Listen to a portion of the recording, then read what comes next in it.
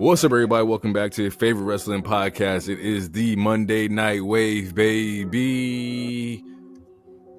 We back with a good PLE episode. The Royal Rumble just happened. 30 men, 30 women. 2 out of 3 falls count tag match, and a pretty dope ladder match happened.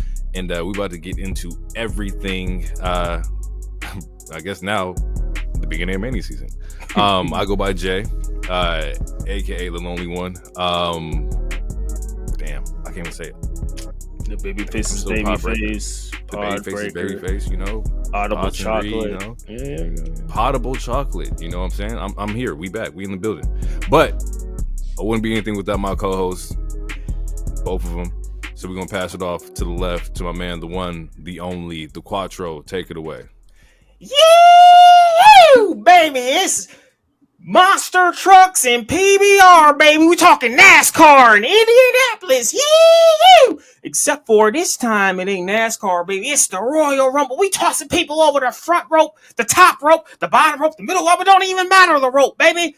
Well, it does matter because it needs to be the top rope. But I am the wild card. Yes, I am. Yeah. I am the king of gorgeous. I'm way more handsome than Jeff Gordon, baby. I can tell you that. Yeah.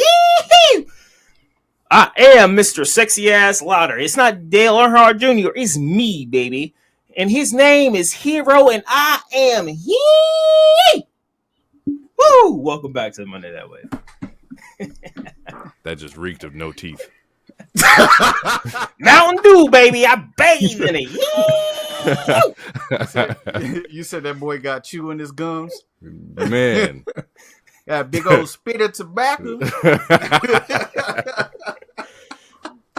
Hey, what's good, man? It is entry number 3 for the Monday Night Wave Royal Rumble podcast. That's right. I am the third mic, the other co-host, the OTC, the embracer. I embrace the Fatu movement. You know what I'm saying? I also, you know what I'm saying? Listen, either you lay down or you get your ass beat down. You know what I mean? Come on, let's get to it. I hate to make a bad pun, but DT's bearing the lead because he's really good at barbecuing and cooking meat. So he's also the embracer. I'll see myself. So there should be a pause. Yeah, just I feel like there should be a pause somewhere in there. It made me uncomfortable. Hey, exit stage left, my nigga. I Exit shall stage do left. that. He braces that. That was kind of crazy. Pause. I think it doubled down. You want your 5-star classics? No, not me. In news and rumors, we got WWE announced that they're doing a show called Evolve on Tubi. I believe Tubi is a free platform. I would not know. I've heard about it. I've seen some crazy ass movie clips. It is not for me. But apparently they're going to add another show. I think we're talking pre-pod or pre-production about like just what that could look like. Maybe it's a platform for, you know, international stars and whatnot to get their shit off, or indie stars. My bad, not international. I'm assuming it's more so. Oh, I guess that works too. I'm assuming more so like a dark elevation, just kind of like get some reps in like the WWE kind of like framework. Yeah, I don't have any expectations for it. Like, what you think? What you got? Yeah. So Evolved. I don't know if it's always been something connected with the E or not, but Evolved used to be like an indie show. I think it used to. Honestly, I think it did used to be connected. I think it used to be like a FCW thing. It used to be like a way to get, like, you would go to Evolved before you would go to like NXT or something like that. So when Evolved was super booming, like Matt Riddle was there, Keith Lee was there, some other notable names used to be there. So I think they're trying to recapture that. Just like in the commercial for the show tonight, one of the things that was said is like, oh, people might be able to earn a shot to NXT or Raw or even SmackDown. So I want to say that they're trying to they're trying to recapture kind of that feel, I think. with the NIL type stuff and like with the, you know, an indie show. So that's what I kind of think it is. I'm not fully sure because Evolve used to be over. That was kind of over my head when I got back into the game, but to my knowledge, it used to be like something that you would do like a GCW or a Prestige before maybe you got a call, the phone call from E saying like, yo, come to NXT, come to PC type of thing. So I think it's similar, but they actually might have a deal. So I think it might be another version of the NIL or something like that. Either way, I feel like it is a good opportunity for people to get some spotlight, indie talent. And I'm assume the indie talent can be from anywhere. That's why I was like, oh, it might be international. Who knows? And also, I think it's we talked about it when the AEW Shockwave news first came out, and I made some jokes. I was like, "Oh man, AEW is going to be on Tubi. That's going to be wild because, you know, it's free." But also did backtrack when afterwards. I'm like, "Well, Tubi is a platform that literally everyone can get. You can put it on your phone. You can put it on your PlayStation. You can put it on your smart TV. It's free." It's just like accessibility. It's just like having Pluto TV or any of these other free streaming services. And when it comes to Tubi, although it is fun to make fun, like it's really easy to make fun of because they have stupid ass movies like The Rapper who was shot in the foot, you know, all this other like these easily like C-rated movies. No, it's bad. They do actually have some really good content, like high key. Like I dead ass would suggest everyone to download it. Just to have it. They have all the Scooby-Doos. They have the Bob Ross shit. They have a lot of Power Ranger content. They have a lot of random anime content. Like, you can watch a lot of Planet Earth stuff. Like, they have Tubi actually and Pluto TV. Like, they actually have a lot of good shit for free. If you ever need a free streaming service, like maybe you're out of town or something, and like you're at an Airbnb. Hold on, we're not getting paid. Hey, Tubi, cut the motherfucking check. Oh yeah, we're not getting paid. We're not getting paid for all this free ad, man. Like, goddamn. You're right. My bad. I will write a commercial. I'll write a commercial next week. My bad. Pay us, man. This nigga like, hey, Tubi got everything. Hey, I'm not saying they got everything. I'm just saying they do have some good content. Like it's one of those things that's it's easy to make fun of. Like I still make fun of it, but I have Tubi on my TV, and like I went to sleep watching Scooby Doo or Inspector Gadget or some shit. They got Sailor Moon on that bitch. You are still putting them over. My bad. God damn. My bad. Triple H paid me then. Somebody paid me. My bad. Shit. I'm gonna write this nigga, man. I'm gonna write a commercial. Tubi pod. Fuck. I'm gonna write a commercial right now. God damn. Put these niggas all the way over. They got mad heat right now. Shit. Can they find a Monday Night Wave on Tubi? Shit. Let us know. Yeah. Send the check. Nigga, send it. Send that check. Fuck. So yeah, we're gonna see what that's about. We're gonna see. No, it's nuts. It's nuts. For the listeners who don't know, DT been putting a kufi on everybody, and the picture that the hero got, it got him looking Nation of Islam. It got him looking. It got him looking Brothers and Bean Pods. He looking like. The funny thing is, because DT's also in this picture with me, but he doesn't have a kufi on, but he has like a fucking. He has like a vest on. I'm the only one. He got you. Minister Hero Farrakhan right now. He got you looking solid. That boy looking like a foreign exchange student. We are the nation. A domination. I do. I really do look like I'm happy to be here. I'm gonna make it my blue sky. Look, I'm very happy to be here. I got that visa right before Trump took office. For sure. Oh fuck. Okay. Damn, there's nowhere to spin this. I guess we'll start here. Triple H got inducted into the Hall of Fame. Is he the first one announced for 2025? I don't think we've heard anybody else. He's the first. He's the first. He's the first. So the game got inducted into the Hall of Fame as a singles competitor. I don't think anybody here could disagree that it's not deserving. Like, he's definitely done everything. Like, no, only trolls are disagreeing with that. I feel like it's like what we arguing for. Like, it's the game, the cerebral assassin. Like, he put himself in. Okay. And he didn't even put himself in, or at least from like the way it was presented. Like he I don't think the booker can control who goes into the Hall of Fame. No, I think he can. I think they have a conversation about who can go in. I don't think he put himself in though. I mean, I don't know. We don't work there. I'm gonna say they don't, but maybe they can. Maybe they do have a conversation. But like, at the end of the day, no. Like, you're right. He didn't put himself in. If you see the video, you see, Undertaker, Shawn Michaels, Stephanie. He looks very shocked, surprised. Yeah, shocked, surprised, confused. Like, what the fuck is going on? And he's not that good of an actor. Granted, he's. Yeah.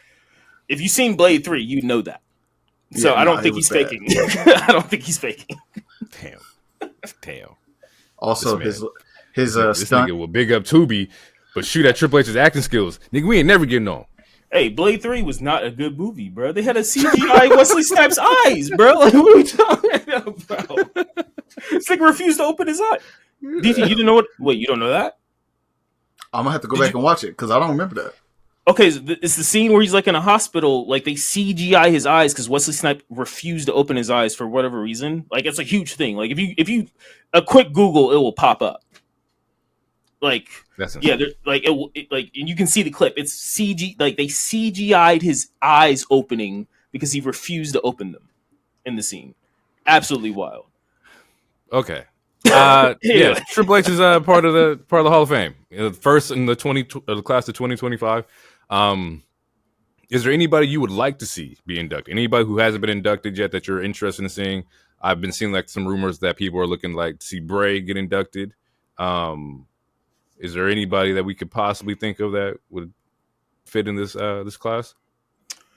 I don't really know what their parameters are or anything like that for this stuff. Bray would be great, and doing it this year would be good, I feel like, but they could also wait till next year because, I mean, people wanted him last year, but it felt too soon. So honestly, this year might be really good for it, especially if the Wyatt Six have a program, which, spoiler alert, we get a possible new member tonight. So it could work. I would like to see Chyna as a solo star, and I've seen and a lot of people want that. Granted, there is some slight complications because she went to the adult industry afterwards and all this other stuff. But you can also blame BKM. You can also blame BKM for some of that stuff, if you want to. Other than that, no, I would have to look. I would have to look at everyone who's already in it. And obviously some people are in it twice, so this is technically Triple H's second Hall of Fame because he's in there first for DX. So this is his solo, like you said. Ric Flair's in there 2 or 3 times. I think Hogan's in there twice. So there are some people that are in the multiple times. So I would have to literally look at the entire Hall of Fame roster to be like. From what I'm seeing, there's Batista. There is the Hardys. There is Michelle McCool. Umaga would be a really solid one to put in there. So there's a couple that we definitely could have. I think Umaga would be mad dope to put in there. Umaga was a fucking demon. But yeah, they got some options. Batista's also a no-brainer. I don't think there's anything that you could possibly say to not put Batista in there. That's if he wants to be in there. The only reason I want to see him in there is because I need to see him do his entrance. I walk for miles inside this pit of danger. Such a good workout. Probably has one the best. Oh, it's easily one of the best. Yeah, the machine. I gotta go. I can't say it's the best, but I'm pretty sure it's in my top 3. It's very fire. It's very fire. It's a very fire. In not so fire news, Asuka puts out a PSA that she's been feeling in danger. People's been approaching her at the airport. She's also said that, or asked that people stop, professing their love for her, and it's making it really weird. And then she also said later that E and TKO have reached out to kind of help protect her and make her safe. Yeah, stop being weird, people. leave these people alone. If you're not at a meet and greet and you getting your shit signed, like leave these people alone in public, bro. Like they just regular people. And contrary to like, you know, what their characters may portray on TV, like that's not real life. I don't You know do how we gotta not break know them. like You do not know them. You don't know these people at all. Just mind your space. Stay the fuck back. Tell them you love their work. If you like Jay said, if you're doing a meet and greet and they signing shit, get your shit signed. Don't be calling them by their government names because you feel cool because you know their names. You know their character. Yeah. Stop with the weirdo shit. Telling you, bro. It's weird. Stop stalking them at the airports to sign your 1,000 pop figures. Stop stalking them at their stuff hotels. To their houses, bro. Sending stuff to their actual real addresses. It's extremely weird. To piggyback off of what both of you just said, like there are moments where you can naturally run into these people. When SummerSlam was in Vegas, I ran into Rhea. I got a picture of Rhea. I ran into her and Giovanni. They were both walking. They were by the fountain, the Bellagio or Caesar fountain, whichever fountain that is. Anyway, they were both walking. I got a picture of Rhea. Giovanni didn't give me one. That's a whole other story. He owned my shit list. But a couple days later, I ran into Priest as he was at a gambling table. If you like, it's again like these are regular people. They're just like anyone else. Doesn't matter the celebrity. Doesn't matter anything else. Like if you approach them respectfully, they will do shit.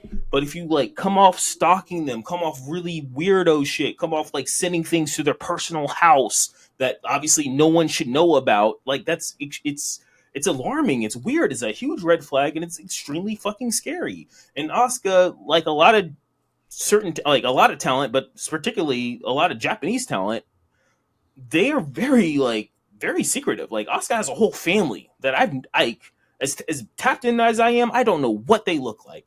But also I never look to find out what they look like because I don't need to know. So it's like just treat these people with respect. Treat anyone with. We should be walking around treating everyone with respect. It doesn't matter.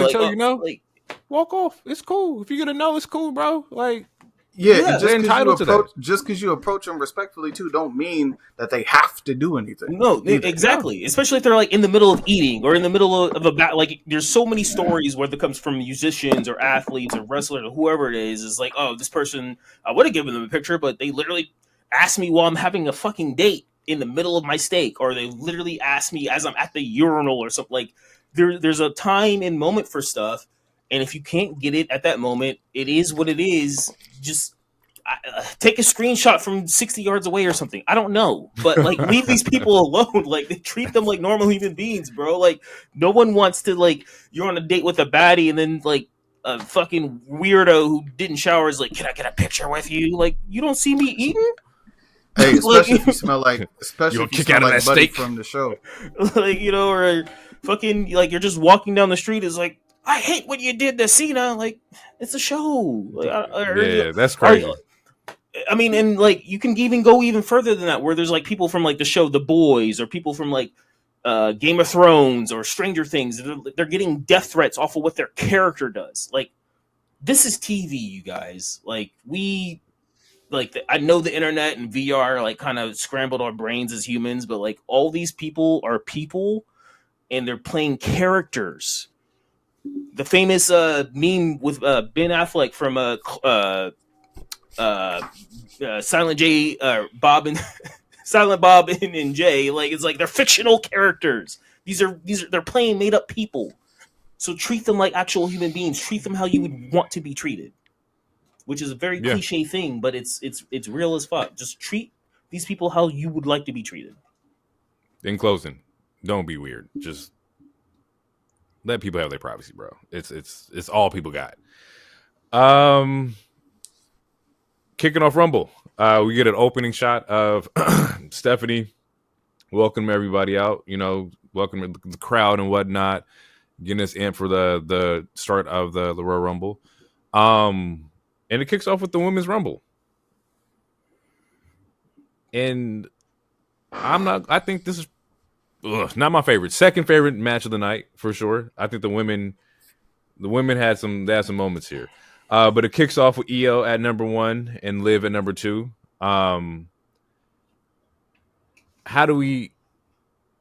First off, how do we feel about the graphics at the bottom of the screen with the info of like, how many times they've been in the Rumble, who's been in the longest, like how we feel about the constant information being like uploaded throughout like the show? DTL, anybody? Nick, like I done a lot of talking. No, I done a lot of talking. You go first. It was great. I think it gives the fans who are not tapped in the ability to see what's going on, follow what's going on. I think it was dope. It felt like real sportish, like ESPN. So I liked it. Yeah, I liked it as well. My wife liked it. I thought it was cool as shit. Like you get to see what country they're from. You get to see, the height and the weight. It gives you like those fight card type stats, but it also gives you the Royal Rumble stats. And the way that they designed it, like I called it a UI, but that might be video game knowledge. But like to me, it was like I don't know, it was really well placed and it made sense, and like visually it made sense. So it wasn't like it was capturing to the eye, but it wasn't jarring to the eye to where it distracted you, And also, it was cool in the sense because when Jimmy came through, and it was like, this is his third Rumble. I'm like, what? Like, that actually shocked me. It was like, this is Jimmy's third fucking Rumble? So that means these last 2 years, he was in his first, or his second two? When was his first? Like, so that made me question shit because I've been watching since 2015, so almost 10 years. I'm like, this is his third Rumble? Like, so like seeing those, like having that to me is cool because as someone who's tapped in, it still made me like question shit. It still made me want to like research shit. So for someone who's new, I would have to assume it's doing the same thing, which was I feel like their purpose, right? Or it was definitely new person friendly for sure. You saw names and everything like that. I will say that it definitely helped a lot to know who was coming up because the music definitely didn't do that. There's a lot of fucking things, bro, that are just like Jesus fucking shit. I mean, okay, well, since we're here, let's talk about it now because I didn't write down who came out, when they came out, or anything like that. I feel like this Rumble, especially for the women, this Rumble was better than last year's. There was only, for me at least, this Rumble was. I didn't care for the winner this year. The winner was a little predictable for me, but I feel like the way it was paced, I feel like the music thing, it was better to me because like last year there was like I could name like 10 of those women who I could not recognize. This year. And maybe it's because of the pod, or maybe it's because of how tapped in I am. Like I recognize majority of the songs. One of them I didn't recognize was Raquel. But to be fair to Raquel, she is not that is new music for her, and she has not come out to the music since she's returned. She's always came out to live music. So, like to me, that's not fair to her. And there was like maybe 2 others that I was like, I couldn't tell at the moment. Like Jordan Grace, but again, Jordan Grace is new. And then there was like 2 others, but compared to last year's, like to me, this was way more recognizable. Like they had a lot of big names. There was the NXT people, but like even if you're not super tapped in, you know who Julie is, you know who Vaquer is. We seen Lash Legend for like 2 months straight before she went back to NXT because she was fighting Jade and Bianca. Like a lot of we saw Roxanne.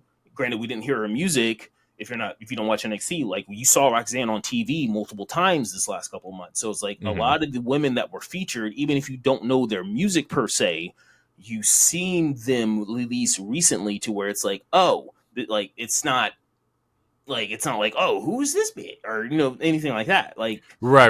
At least to me, at least that's how I took it. I thought it was maybe like better. Maybe you might be right in that aspect to where like. Definitely recognized the women as they were coming out and like some of the themes. I guess my complaint was more so with like the pop, and maybe that's what I associate. Maybe it was just the overall like entrance experience.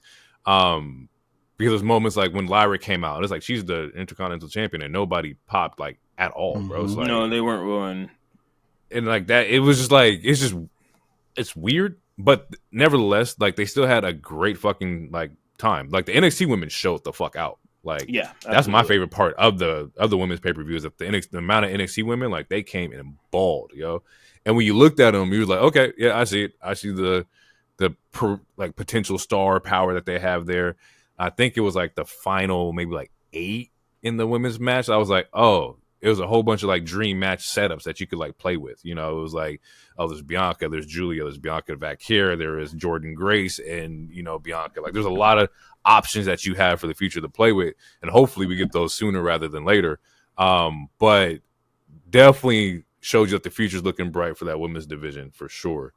Yeah, DT should talk, but I skated that like it kind of reminded me of the 2018 Rumble, the men's Rumble in 2018 when it was like there was a moment where it was Shinsuke, Roman, and Seth, and they were like facing off with Randy, Mysterio in Cena or something like that, and it's like, and there was so in this women's Rumble, the reason why it reminded me of that, it was like there was like two to three different spots where you could clearly see like they're setting up the new school versus the old school. Like there was a moment where it was Julia, Vaquer, and Roxanne, and it was the 3 horsewomen, or not the 3 horsewomen, 2 out of the horsewomen, and then Bianca, and they had that moment like twice.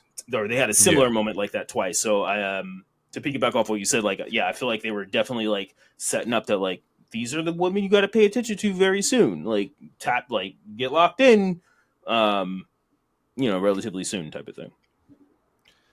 DT, what you got before I get into like some other stuff?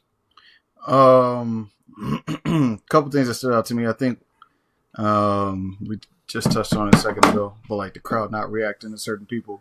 But I think that's because we had high expectations of more surprises than anything else.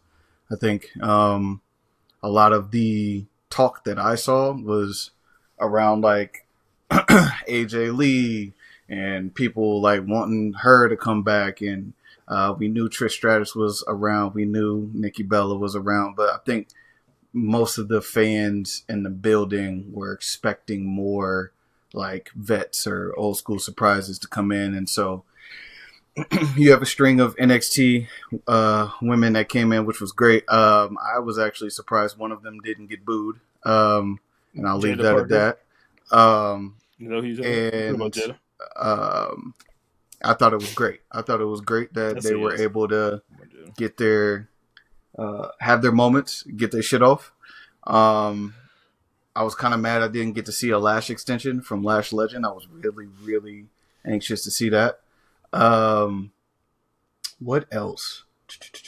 Oh, the other thing I clocked that I was telling my girl about while I was watching it was that literally, I think it was after Bayley got in the ring,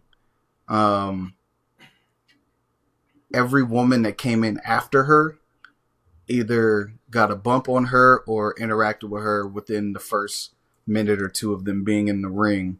So I was kind of curious as to who was like calling it or helping run the show. So that was pretty dope. I noticed that too. And you know why? It's because Bayley's the fucking GOAT. Exactly. She's the real ring general. You know what I'm saying? We talk about the real ring general.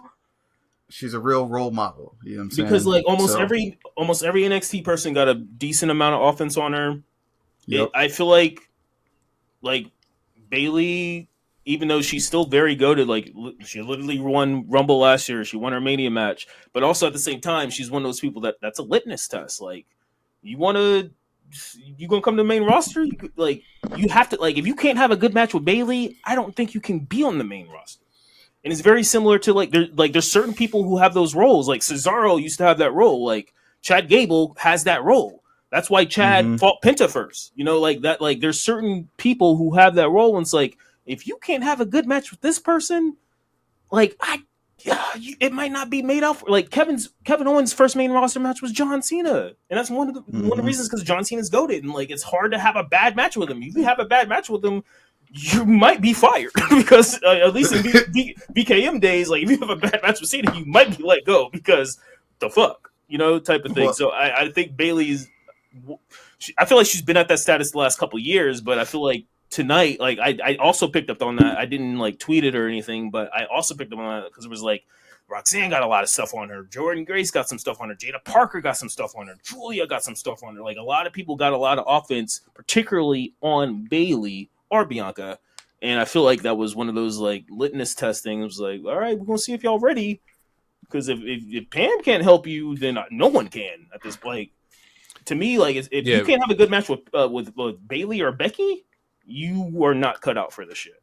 Because Becky and Bayley can make you look fucking amazing easily. Bayley point guards everything. She's the point guard. She's the facilitator. I think that's more so what I see is that she orchestrates how the production is going to go. You got to go through her to get your spots, understand where you're supposed to go next, and then like she just controls the momentum of the match. Like she gave point guard. Tamina almost a 5-star match. Becky Lynch gave Xia Li almost a 5-star match. Like we talk about some real hitters. Like if you can't have a good showing with them, I don't know. I feel like they're the litmus test to piggyback off of what DT was saying. Yeah. As far as like a couple spots that I saw in here that I liked, when Lash came in, Lash is a fucking tank. Lash is just massive, bro. Like just a crazy fucking powerhouse. Man.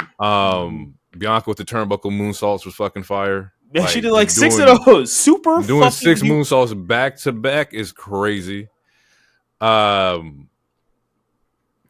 Jordan Grace with the the fucking Death Valley driver on Piper. Like that Death Valley driver was so fire. And Piper looked great pop. too. Yep, yeah, like that was lost their mind for that. And then to speak about pop, big pop for Bliss. Woo-hoo! Huge fucking pop Bliss for Bliss. Is back. Mm-hmm. Those dirt sheets, maybe y'all shouldn't listen to them as much.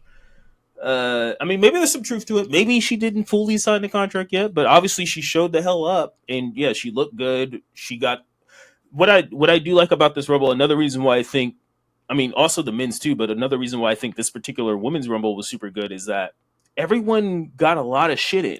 So like even like Ivy Niles, for example, like you got to see her like work a lot to where it's like, I can actually maybe get behind her. Like there was a lot of women that were like, I don't see them work that much. Like, and now I'm get to see there was like they did a really good job of letting every single person who came in showcase themselves for like at least a minute and 20 seconds and be like, okay, I can rock with that type of thing. Where it was like, so if you are a newcomer and like, okay, this chick had a cool minute and 2 minutes of offense before the next person came out, I like this person. And that's another reason I think the women's Rumble did really good this year also. And with that, I just wish like they would tip the scales a little bit more to where we can see which mid-carder actually has like a good push behind them. Maybe like Ivy now eliminated Bayley. Maybe it was later in the match. Just to kind of like show that, oh, hey, what does this look like? Maybe we can give a push. Because you are right. A lot of mid-carders did get like their moment to show off what they can do. But there wasn't a true like favorite mid-carder that you can be like, okay, this is the one that is going to be in the next level. Chelsea Green. Well, they kind of did that. Chelsea Green. And Chelsea was absolutely. So I have Chelsea was great. I have some MVPs. I have our quote unquote standouts. But before I say the standouts, like there were some people like that to where like Ivy Niles, she's the one that eliminated Lyra. And that was like it's true. The last 2 weeks they've been hinting that Lyra will be next up to be her opponent. Piper ended up eliminating Chelsea, but I think it was because of B-Fab, who's also been beefing with Chelsea with also her and Meechin been beefing with Chelsea and Piper. So I think they were I think they were doing that. It was just B-Fab. B-Fab was out before Chelsea, right? B-Fab you're right. Okay, well, at least with Ivy and Lyra, they did try to do that with what you're talking about. So at least with that, but I think they did try to hint at it a little bit, just a tad. And maybe like I was looking for like the elimination on the bigger star, but you are right. They definitely did some pushes where like she eliminated the IC champ and whatnot. I was looking for like the big upset, like, oh shit, I would never have thought that Meechin would have knocked off Bianca or some shit like that, you know? Right. No, speaking of that, how did y'all feel about the mass elimination from Nia, like the 6-7 women that she got out at one time? I had her going for 30 since she was already at 20, so they stopped it a little short. But it makes sense because had she eliminated 30 people, she would have been the one who won. So, yeah, it was cool to see her work. Slap some bitches around, knock them out, throw them over the top rope. Then they all jumped her. And so I like that. I think in both in both Rumble matches, Samoans got jumped. They got outnumbered. They had to be outnumbered at some point. Yeah. So I think that was like a common theme. Like, so well, yeah, because they have a natural power buff. Like they have a natural buff. You got to jump them. Fuck. Charlotte's here. So Charlotte Flair made her debut in the all red thing, looking crazy. Freaking nature. I know we had talked about it before, like she was moving through her rehab process. To see her come back and actually, like, you know, look solid, look like she ain't missed a step. Were we surprised that she won? You shouldn't have been if you were. You should have been. No one should have been surprised that she won. Is it the easy way out? No. I wouldn't say it's the easy way out, but every Rumble, it's usually, I wouldn't say it's usually, but every Rumble, at least the last couple years specifically, like you can kind of see who's going to win. Like last year, like if you weren't paying attention, then yeah, you would have been surprised Bayley and Cody won, but it was kind of like highly foreshadowed that Bayley and Cody were just going to win last year. With this one, it was that like that's one of the reasons like this Rumble was a little way more exciting was because it was a little harder to forecast like who's going to win. But when it comes to Charlotte, like it's kind of like it's her bag to come back from injury and instantly win something big. But that's a trash, but it's true. Joking aside, though, but it's one of those things where it's like it was pretty. Like I feel like we talked about it on the show and off the show, but like it was one of those things. Like I'm pretty sure we're going to get Charlotte and Tiffany. Like I'm pretty sure that's the route they're going to go, and that's the route that they went. Did she have to win the Rumble? No, she could have won Elimination Chamber, but they let her. You know, they chose to let her win the Rumble. So you know. My pick was EO, but my gut pick was Charlotte because I texted you both my picks right as the women's match started. I both texted you my picks. I gave you my hope and my gut was Charlotte's going to win this one, and you know she ended up winning. I was close. My pick was number 2. I was like, damn, Roxanne made it this fucking far, and I was like, she actually had a chance, and she looked good. Yo, I like how they threw like the young buck to like, hey, run this whole 60 minutes. Let me see if you got the win to do it. And she was doing it. She actually ran through a lot of people too. She had a lot of like face to face matches with a lot of different, you know, female talent. Are we mad at 30? 30 was Nikki Bella. You know, a lot of people had expectations for, you know, the man, Jade Cargill, whoever, AJ Lee, like Nikki popped out at 30. Yeah, okay, so because DT mentioned this earlier. So my take on it, and I'll try to make it brief. I was not upset with it. The reason I'm not upset with it is because based off a lot, like I think this is Triple H's second Rumble year. He didn't super rely on the Diva era that much, and also. We have to lower our goddamn expectations as fans. Like people are they want all these like you set yourself up to be upset. Like AJ might not ever come back, and that's fine. Like every year, people predict AJ to show up. She doesn't. Every year, people predicted Punk to show up, and if it wasn't for the whole thing at the Elite Factory, he would have never have showed up. Assuming nothing went bad at Wembley or nothing, he still wouldn't be here. So it's like you gotta why are we getting our expectations up? Yeah, I think people should lower their expectations. And I then think also you've just been accustomed, to certain shit. But also at the same time, like if you're slightly tapped in, Nikki was she's like, there's been multiple things coming out, but like, oh, she's trying to get back here. You're like, yada, like it was too. Wasn't she a Netflix debut? Like, yeah, she was at the Netflix thing. Yeah. And after that Netflix thing, there was multiple articles about like, oh, never say never. And there was articles like, I've been working out, I've been trying to get in ring shape. So it's like, she was gonna like, did she have to be 30? No, but she was 30. To me, it's not. Yeah, to me, it's not that crazy. We got a Trish, we got a lot of cool ass NXT people, and then we got our current stars. Like, it's one of those things. When we talked about it a couple weeks ago when we talked to like Brock Lesnar and all this other stuff, where it's like, or when we talked about the Rock situation with Mania a couple weeks ago, also, where it's like, the company's doing really hot right now. They don't all like, if they want to dive in the well and pick up a nostalgia act or anything like that, they can easily do that, of course. But they don't have to. Like, there's so many stars right now, and this show showed you like all the new stars that are on the way. We got Julia and Vaquer and Roxanne in this match, on top of Jada Parker and Lash Legend, and Jordan Grace, they're. So we got the new wave, and you saw a lot of cool shit of the old wave. Bianca went crazy, Charlotte went crazy, Naomi went crazy, Nia Jax went crazy. Like, so it's like I don't know, like it's one of those things. Yeah, you shouldn't get your hopes up too much, where it's like, because we're doing fine right now. They don't need to go to a Michelle McCool or Alita all the time if they don't want to. And would you say that we're in a better space to where maybe we don't need a Becky Lynch?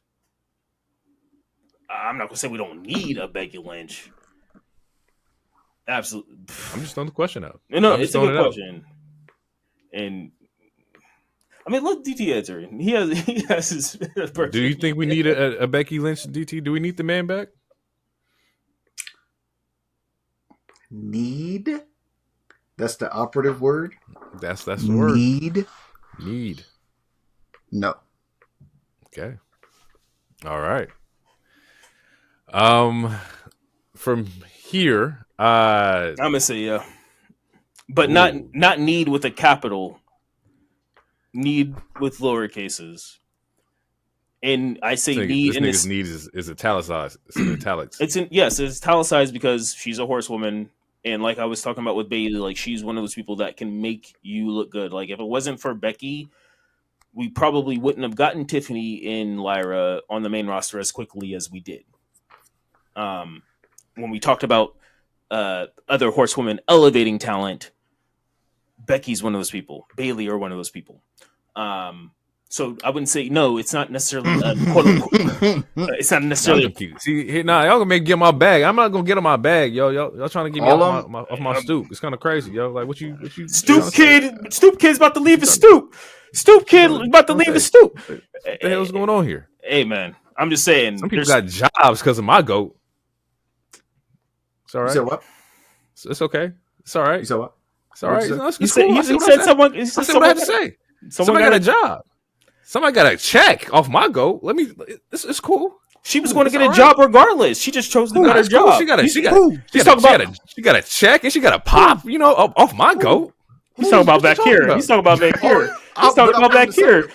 Vaquer was going to get a check regardless. It's cool. She got it faster though. She put money in her pocket faster. She fed her family faster off my goat. TK was already trying to sign her. All she had to do was choose. Cool. Look, I'm just stating facts. All she had to do was choose the red or the blue pill, and she chose the pill and make more money. Pill. Yeah, my goat got you paid. I can't say that about the rest of them. I don't know. That's just me though.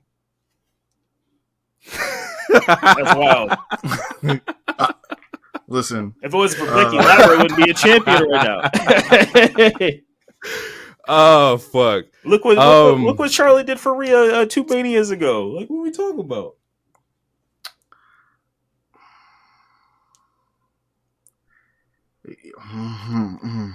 It's cool. It's all right. DIY. Well, no. It's not cool. He's always so conflicted to talk shit. Say what you gotta say. I'm not conflicted to talk shit. There's a lot of shit that I can talk. Okay, well, now I'm not conflicted to talk shit. You don't have to talk shit, but just speak your mind. All I'm saying is, all I'm going to say is, in how long has your goat been wrestling? What was 2015, No, 2016? no, since you've been back at least. Either like career, or, no, like man. what you? Yeah, sure. Either whatever makes you Whatever. feel Let's say 2015. Let's say I don't know. Let's say 10 2015. years, 13 No, years. no, maybe? no. Since she's been back. No, F all that. Okay. April- Since she been back. April, or no, she came back in March, but I don't think her first match was until May. So May, June, July, August, September. Keep counting. Okay. So, how many women have your GOAT wrestled since she been back? Oh my God. Well, he's not. No. He don't know because it's a rhetorical question. Because No, I don't know them by name, but I know she yeah. wrestled some individuals. Okay. If you had to throw a number out there, what was the number? What, maybe like 7? 7, right? Okay. 1 out of 7. And then she elevated them so well, didn't even go to the company that she was at. You want to talk about elevation? She did it one time. She made it a hot line. Becky and Bayley made it a hot song. No, she put her to the main line. It's cool. That's fine. She did her job. Put somebody over into WWE. Ain't nobody ever did that. I ain't never wrestled you in the Indies and got you to the WWE off of my match. Not off of the match you did before. What's your GOAT doing right now with 6 belts, about to pick up another one? Going to get another one from Cuba. 5 belts from Shady's. And guess what? None of them women that she took them belts from, you ain't heard shit from them since. Not yet. Next one about to get signed to NXT. We gonna see. About to get signed where? He's about to get signed to NXT. They're just gonna pick him up. She gonna wrestle him, give him a little 5-star match, and there you go. H calling. Hey, you know what? Maybe H should send a subsidiary check to TK since he's doing all the dirty work. Hey, tell H send the invoices. He can send them. You doing all the dirty work, and we gonna make the stars. You doing all the dirty work. That's sick you work dumping, too, because it's true. It's you hella dumping true. money into a nigga that can't It's talk. hella true. All these great matches you have with this person, they like, hey, go get this motherfucker right now. To get off of this though, to get back into the pay-per-view, best women's DIY, division, my ass. Motor City Machine Guns, 2 out of 3 falls. First things first. I thought the first pin was ass. I think I put that out there. I think the first pin was some bullshit. The fake tag into a knee strike, and he just that shit was hard. That shit was kind of crazy, bro. And it happened hella quick. I looked up. I was like, okay, we already down 1. Cool. The second pin was fire. The skull and crossbones, I do like that move a lot. Mm-hmm. That was cool. And then, all hell breaks loose for a little bit because I thought the bloodline was back. Well, before you jump too far ahead, let me reel you back a little bit. Go ahead. First and foremost, I want to put myself on the spot because my dumb ass forgot it was 2 out of 3 falls. So when they pinned and it was 1, 2, 3, I'm like, what the fuck is happening? and then I seen the crowd didn't say or do nothing, right? So I'm like, oh shit. Was this not supposed to happen? I'm looking at the angles and shit, and then Alicia's like, all right, cool. It was 2 out of 3 falls. That was the first fall. I was like, oh, okay. All right. Thank you for reminding me, because I'll say this. In comparison to all the matches that were had tonight, that was probably the worst match. It was still a great match. But if you were to put them in order, I think that one falls at number 4. I think it was supposed to. Yeah. Honestly. But shout out to DIY being the smartest tag team. This is not the first time that they have shown their ring intelligence and ring IQ. And even though they're heels, it was fucking excellent to see them twist and bend the rules a la New England Patriots from 2001 to 2018. Deflategate. 2018. Yeah. Deflategate was super debunked. That shit, okay, whatever. You're trying to... I didn't say anything about Deflategate. I just said twist and bend the rules. They didn't break no rules. They didn't cheat. They just, you know what I'm saying? If you didn't catch it, nigga, you didn't catch it. That's on you. His stats went better once they switched the balls. I'm not talking about the Patriots. I'm talking about DIY and their ability to bend the rules. Them clam chowder cows. Goddamn. You don't like niggas in Massachusetts? I mean, Massachusetts is racist. We don't root for Boston. We don't root for the Patriots. We definitely don't root for Boston. Mm-mm. I don't know a black person that roots for Boston. You're right. I root for Foxborough, my nigga. Pats Nation, my nigga. Let's go. America's real team. You and Kof. I see. We was talking about the Celtics, I thought, but that's just the same thing. Oh, okay. And your goat, Mercedes, nigga. You know what it is. Oh yeah, that is your goat. She is from Boston. Yeah, you said that. Oh, that sucks. And she passed there too. It's Boston, is what it is. That's right. With the dollar sign. Yeah, that's right. Because she's not that creative. It's all right. Niggas get paid. It's cool. Yeah. Okay, speaking of the first pin, I didn't like that either, and I didn't like it only in the sense that a running knee isn't like his signature or anything. So yeah, so that being the pin was a little like I agree that being the first pin was weak to me. To piggyback off of something that was said earlier, that before I forget, I think this match was the quote unquote cool down match or the bathroom match, I guess.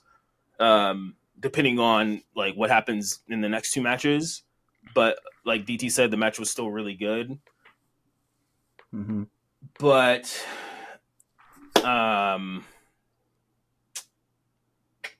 you know what? That was it. Do you think their archetypes were too similar? And I don't know how else to describe that. But like, do you think like because like they're practically like wrestling the same like stature of like opponent that it wasn't interesting to where if this was DIY versus like a Priest and like Finn or something like that, to where you had different like elements of the match to add, would it have been a little bit more interesting to where maybe you had a high flyer or a powerhouse or something like that? That was such a gamer thing. I just remember that was such a gamer thing. But you knew what I meant though. Yeah, no, and it makes sense.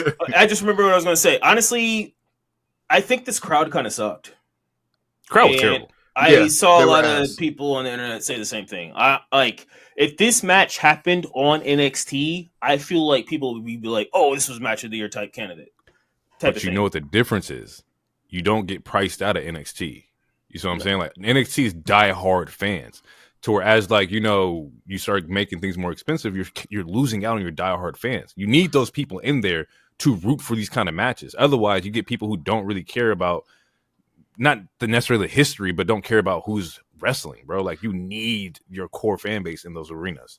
If I'm paying $7,000 for tickets, I'm screaming. I'm sorry. I don't know why anybody that would spend that much money not be yelling and screaming and cheering. I'm sorry. Rich people don't want to look cool. That's the thing. That's what I mean. Is that you got okay. Wait. We're in Indianapolis. My mom used to live there. I visit there. Most of those places are boarded up.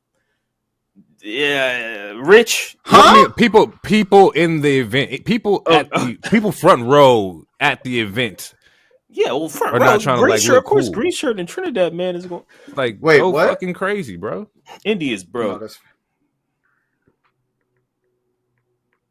Are you? What? I'm sorry. I'm just trying to double check to make sure this is real. This has. Hold on. We have like breaking news. Yes, nigga, but it's not wrestling. It's sports, and you would care.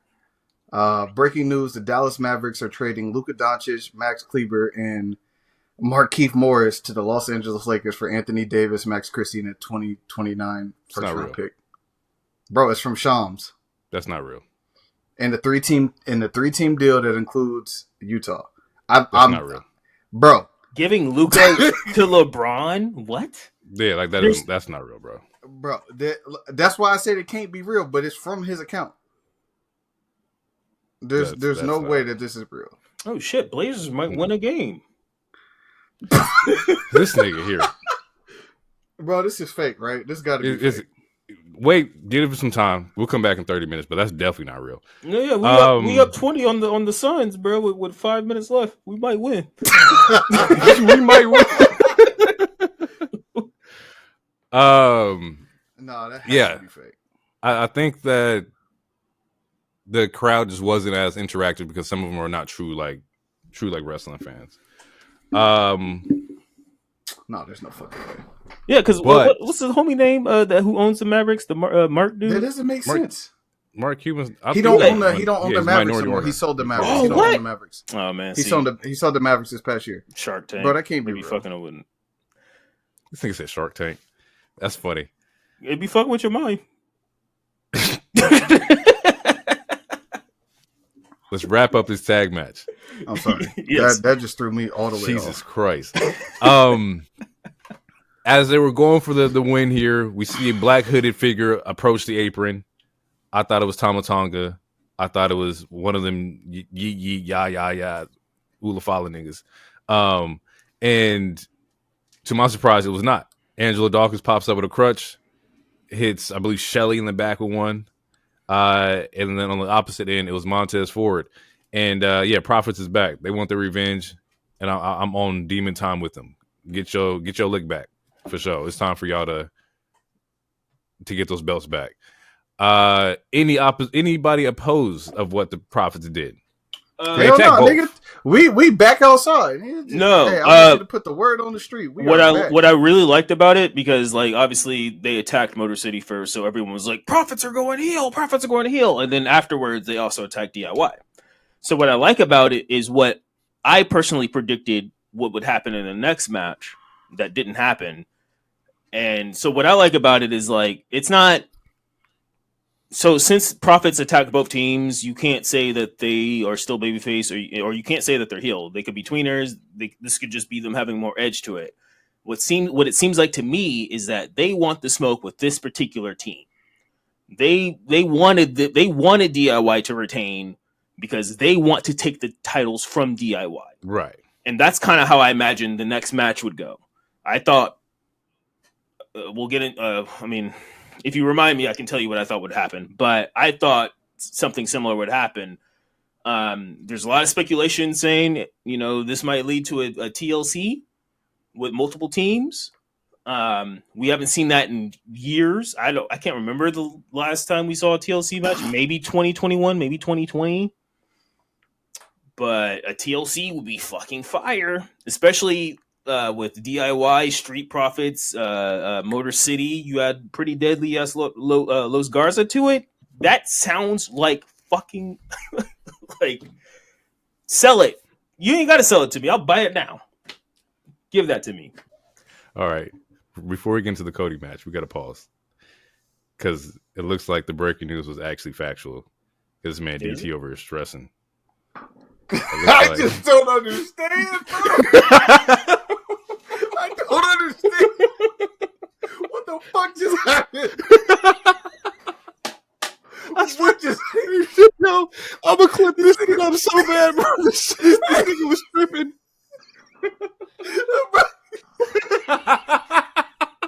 Bro, this nigga Anthony Davis said, "Yeah, we need one more big man, and another guard," and the Lakers said, "Nah, we don't. No big we man. need Luka." What, bro? What the fuck is going on, bro? I mean, Markieff Morris is kind of big. And my Heat can't do shit. We can't even get rid of a nigga that want to be It doesn't traded. make any sense, though. I was like, it's not real. It doesn't make any sense. I told you, Why would you bruh. trade Luka? Bro, I had to check the account 4 times before I said something. Then I went to IG. Then I went back. And literally everybody is saying, "No, he's hacked. He's hacked." Bro, I don't understand. That nigga's brain was hurting. My head is hurting. My head is legitimately hurting. Bro. There's no way, bro. There's no way. It can't be real. This makes no sense. It's he literally said, "Yes." Real. He said, "Yes, this is real." Do you know what the fuck Luka and This LeBron man got hacked. do? Nah, bro. There's no way, bro. I need to see it because they just played the Knicks. They were just playing. They just beat the shit out the Knicks, and LeBron just went off, man. There is no way, bro. What? But we can't get rid of Jimmy Butler. He can't get rid of Jimmy Butler. But we just gonna send Luka Doncic to the fucking Lakers. There's no way.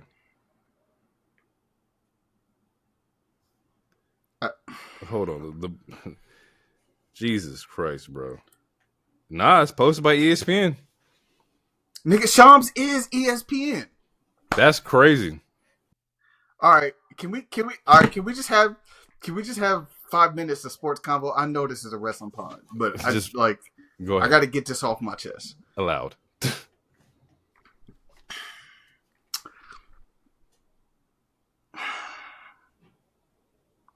You just gave, bro. I don't know what to say. Actually, I have no idea what to say. It hasn't even processed for me. I'm a Laker fan. I'm sitting here like it don't seem real. We don't get this lucky. I'm just a basketball fan. I'm a Heat fan, and I like LeBron, but this is what? It makes no sense. AD's an aging star, bro. Like,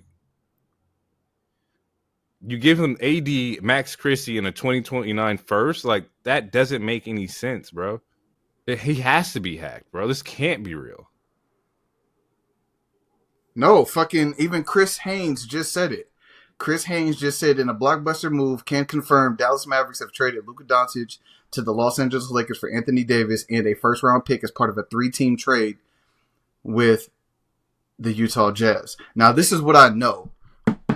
I know that the Heat are trying to get rid of Jimmy Butler. They need a third team, which was supposed to be the Utah Jazz, because the Utah Jazz and the Suns have been swapping picks.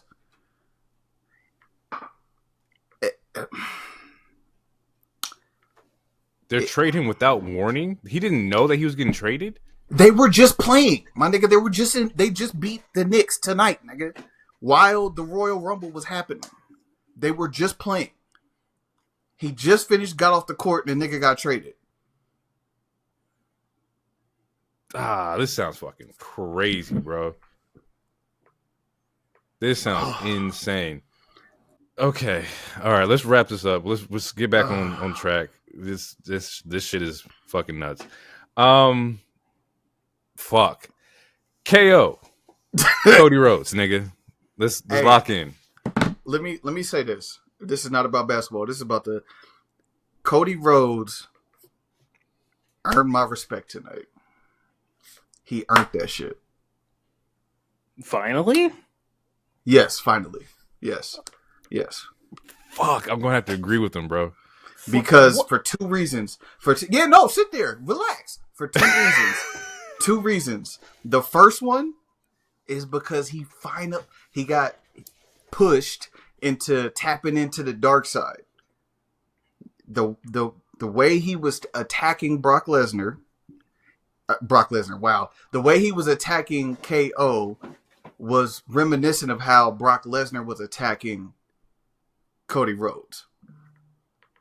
He busted him open, and then he kept hitting him in the face talking about, this is what you wanted. This is what you wanted. He took him there. Then on top of that, he put his body on the line in a way that I've never seen him do before. If it was not for the men's Royal Rumble winner, this would have been the best match on the card to me tonight, point blank, period. I still think it is the best match on the card. Front to back. Well, that's because you like, this was probably kind of reminiscent of the AEW. Go ahead and say it. Yeah, go ahead and say it. That's what you wanted. That's what you wanted. Go ahead and say it. It was AEW coded. It was for the sickos, nigga. I'm a sicko. I like this shit, bro. I like the pain, bro. This wasn't AEW coded. They actually sold stories in here. It was sick. It was sicko related. But nigga was bleeding. It was raw. He bladed himself. It was amazing. And he sold it. First, thoughts and prayers to KO, because even if he was selling, I bought in. I was all the way bought in. Even my girl was like, "Is he okay?" And I was like, I looked at her, I was like, I don't know. I don't know. She's like, look at his eyes. They glazed over. I said, yeah, he got a goose egg on one. His shit split down the middle. The nigga was bent over. He looked like a Looney Tune that just got ran over. For sure.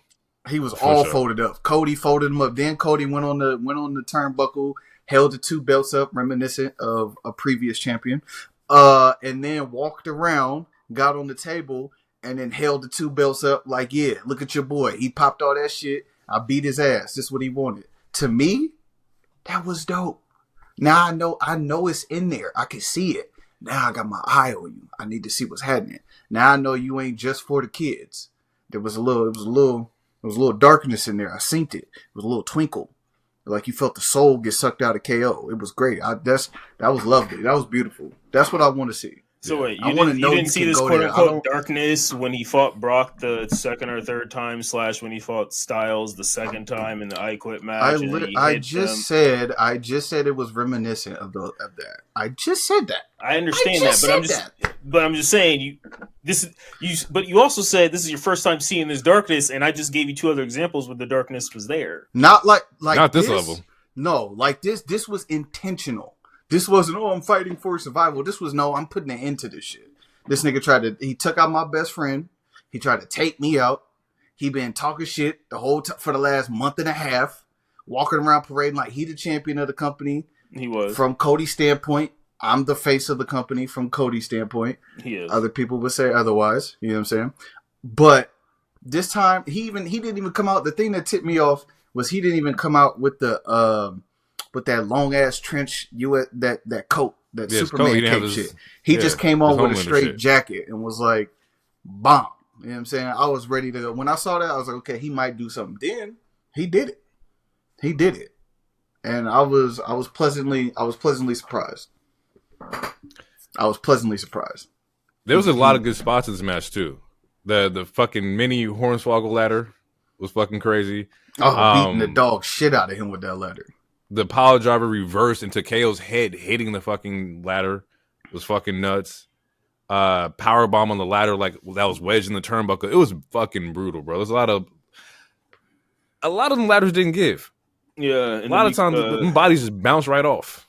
KO did a driver on Cody on the ladder, and then obviously the finale with the Alabama slam of that. Man, they left that man bent over and like.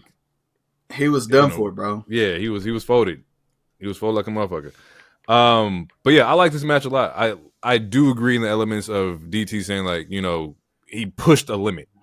With AJ and shit, it was like he was going to go there, but we didn't get to see him hit the motherfucker with those steps. He did. He wanted to do it. He hit him with his steps after the bell rung. He literally did that. But you want to do it while in the match. Right. But doesn't it make you look more badass when you do it after the bell rings and said, I'm gonna hit this motherfucker anyway? No, I just want to see you push the limits in the match though. I get it from the aspect like, yeah, I still hit you afterward because I still don't give a fuck about you. Yes. But like you didn't hate AJ enough to do it in the match. You did it after, like outside of the match. Because he quit before he hit him. It was an I quit match. AJ quit before he hit him with the stairs, and then Cody hit him with the stairs anyway. I guess for me is just more so like the line. There was no line for KO. Like, yeah, it's KO. He was going to cross that bitch like regardless. Hey, real quick before this pod started in pre-pod, he said we the triangle of trust, and that it was like a democracy. It was like, you know what I'm saying? Yeah, 2 votes or whatever. But we're not voting on this. No, but we're both saying, nigga, you might be wrong today. But I'm not. Okay, you was scrapping.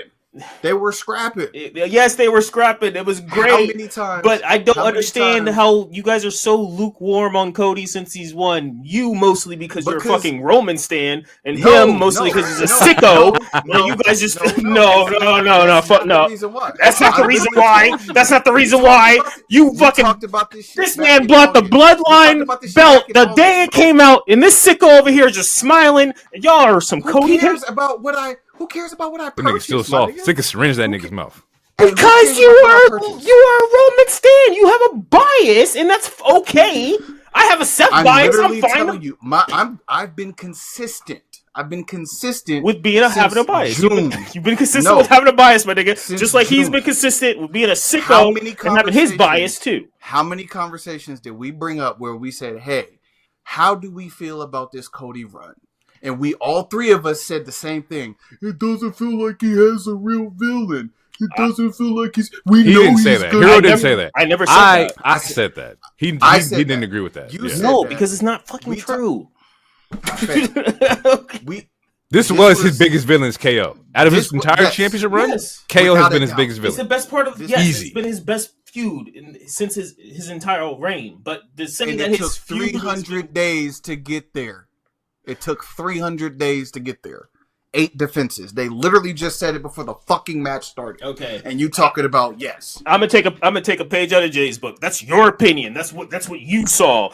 People felt that way with my AJ's. opinion. They put the stats on the fucking TV. The stats He's been champion for 300 days. No, that part. No, nigga, that part is real. But the fact that you think that this is like the sure. Name a better one. Name a better one. I like this. Name What's a a better? one. What's a better feud? This is his he's best had feud, 300 but you can't say like his entire reign has been fucking ass and cheeks. He's had Everyone good matches. About it. What? Oh my god! Everyone has been talking about it. No one is saying Cody hasn't been a good champion. No one has said that. I didn't even say that. I've said multiple times beforehand. I see him being a face of company. I understand he's a moneymaker. He got the kids. It makes sense. I get that. I'm talking about this match being his best match for the elements that I described when we started. He took the darkness. He opened up the veil of his character and the extent that he was willing to go to for this match, and he showed what his capabilities were. That's all I wanted to see. He did that. And hold on, and it was done on purpose. Because if you've been paying attention to like the promos that's been happening the past couple of weeks, he's been tipping that line. Yes. Of like, I'm gonna go there. I'm gonna go there. We can go there.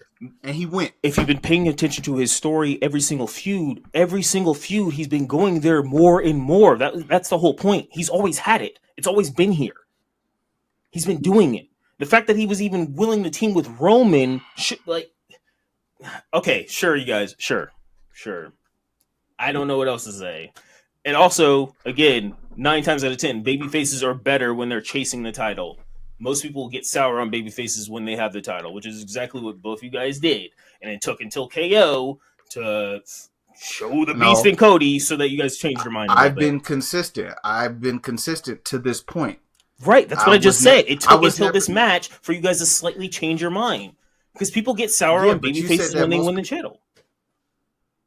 I didn't have an opinion about Cody when he didn't. Actually, I did. I had an opinion about Cody, but it wasn't a good one. I'm saying now, after 300 days, if he gonna do this, keep the belt on him. Let's take it there. But wouldn't that make him a heel? No, because the kids are still gonna cheer. He don't have to do this every match. He didn't use heel tactics. He just met the nigga where he was at. Instead on some Goku shit of like, oh, we can be friends, we don't have to fight, we don't have to take it there, or I'm gonna fight for valor and. But he literally did that in the I Quit match and in the blood. But he did that in the I Quit match in the Bloodline match. That's what I'm saying. This part of his character has always been there. Not like this. It did not show up the same, bro. For me, if KO wasn't bleeding, what would have been the difference? Him trying to put that nigga through the table, put that nigga through the ladder. It was a ladder match. It was a ladder match. What happened with? Okay. He showed a more vicious and violent side. Sometimes you got to do that. You can see he gonna come out. He gonna come out on Friday, and he gonna be all hugs and kisses. He gonna be in his suits. He gonna be shaking the kids' hands, taking pictures again. Cool. That's cool. Cool, but now I know you could go there. This nigga fought Brock Lesnar with a quote-unquote broken forearm. He fought Shinsuke with being blinded. What else does he have to do to prove that he can quote-unquote go there? So those are the ones we were talking about, Super Cody, where he was superhuman. This did not show up the same. It did not. Because he didn't do because he didn't have to win by pin. But the I Quit match, he didn't have to win by pin either, and then he went there. So I'm trying to figure, like, how's there a disconnect? He went there with AJ. I'll have to, you know what? I'll have to rewatch it. I'll say that. I'll rewatch it. I'll revisit those matches and see if they show up the same. It's not going to, because this feud is better. It's not going to show, but as far is what? This feud is better than his AJ feud. I already said that part. But as far as his character, quote unquote, going there, quote unquote, being overly aggressive, he's shown that he can do that with Brock. He's shown that he can do that with AJ, and he's shown that he can do that with KO, and also he did that shit with Roman. Do you think that this? Do you think that the elements of the story made it that much better in my perspective of like this match? Let's say the storyline with AJ maybe didn't feel as like the stakes weren't high enough. No, right? The story wasn't as good. No. And maybe that's what makes it so much better for me personally, that the story tied to this element of darkness all matched together. I don't think the AJ story could touch the story, but I do understand that he did go to that line with AJ after, the I Quit match. I think the story elements make it better. A sicko-like story. We made some progress. A sicko-like some storyline. That's great. He told the line. He trying to mediate and be in the middle. That's all. I see it. Yeah, you nigga. I'm looking at you. Nigga, what the fuck you? He's the mediator. That's his job to do that. Let's take it there, nigga. This nigga's funny. In closing, I do think this was the best match. That's just me personally. As his whole entire championship reign that he's had, yes. And so in some light, I do think that he's right. 300 plus days to get here, it was worth it. Men's Rumble. This is it. We're gonna close the show out. They start off hot. Ray opens up as number 1. They get my boy Penta number 2, and he looks like a fucking star. Pyro entrance is fucking solid. He looks good in the blue. My boy looks nice. He looks like he's being treated well. All right, I'm happy for him. Okay, you got some slick to say. Go ahead, say it. All right. So we sit there watching it. I'm like, oh, Jay got to come out first because they got to get the crowd back hype, bring the energy so he can get his full entrance. No, it's Rey Mysterio. And I was like, damn. I was like, what if they had Penta come out? Sure as shit, Penta come out. My girl's like, who is that? So I give her the backstory. I said, hey, it's been his dream to get to WWE his whole life. Rey Mysterio is his GOAT. Said he used to work at the other company. And when TK found out that he was trying to dip and was trying to leave, I said, he got a brother named Rey Fenix, and they were supposed to come in together. And she said, what? I said, yeah. I said, as soon as TK found out, he had an injury time to Rey Fenix's contract. So Rey Fenix is stuck in the doldrums, and he can't wrestle. We ain't seen him on TV in 9 months. Yep. And she just looking at me.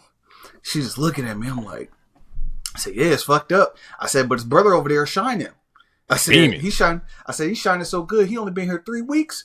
I said, and his buddies in the other company, they try not to tweet about it. Took his merch off. Honestly, I mean, it's something we should have talked about in the news, but TK took Ricky Starks and Rey Fenix merch off the online site. There's like one shirt for both of those guys.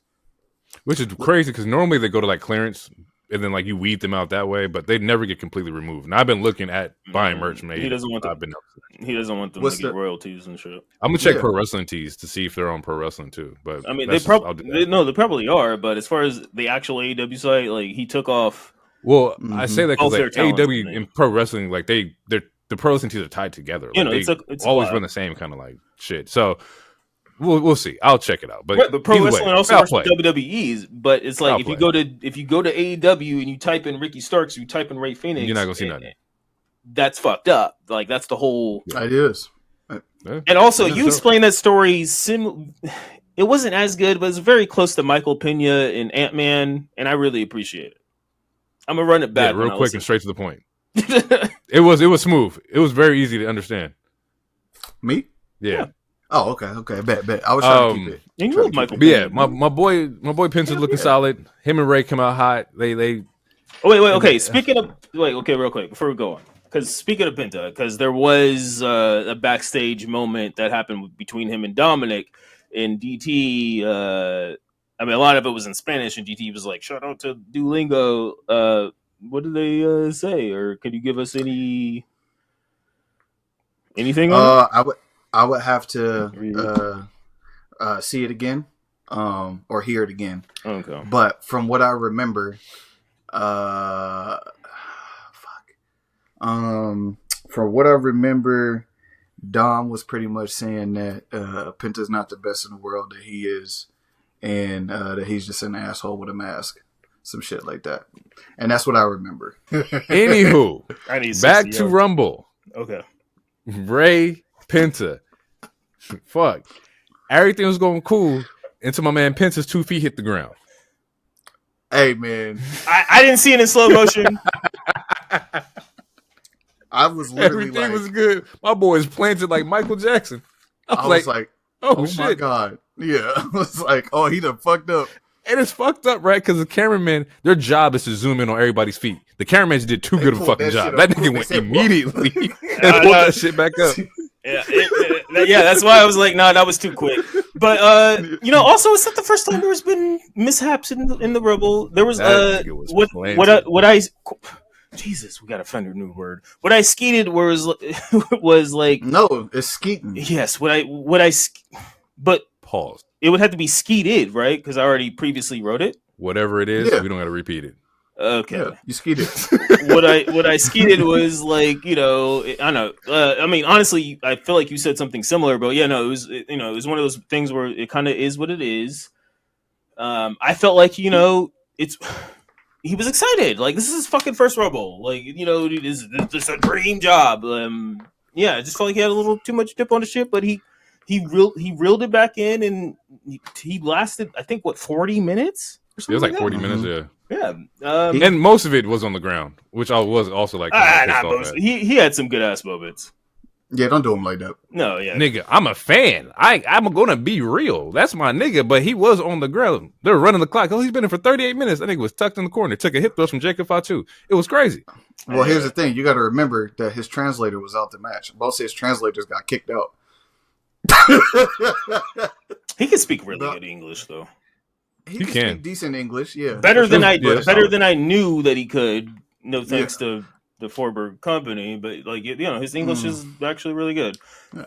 And like he had some cool he had some cool face-offs. Like he had a face-off with Bron, he had a face-off with Fatu. Him and Fatu, and there's history. Him and Fatu was MLW shit that they've done before. So like him and Chad. Yeah, again. Mm-hmm. I just need him to stop taunting. I think I got two taunts. Nah. Bro, he did it 4 times. Yeah, bro. You gotta build that meter up, bro. How you supposed to get a finisher? Hey, there was a moment that they could have had that would have been super fucking fire. Him saying his Cero Miedo, and then Fatu saying Fatu. If they would have did that like 4 times, the crowd would have been into it. That would have it would have been fire. I thought that was going to happen, and it didn't. This nigga Jacob just headbutted him and was like, nah, fuck all that. Yeah, Jacob is superhuman, bro. He might have been MVP. I thought he was going. I thought he was. I had him at over 8.5 eliminations, and he got 3 in the first 40 seconds. And I just knew I was going to win that bet. And then after that, he might be, bro. Double Samoan drop was fucking crazy, bro. Yeah, that was fire. Also, I did skeet after tonight, and I don't know if this is a hot take or not, but as of right now, as of active family members, I'm not talking about the past. I'm not talking about anyone who passed away or anything. Active family members, Nia Jax has the best Samoan drop out of the whole family.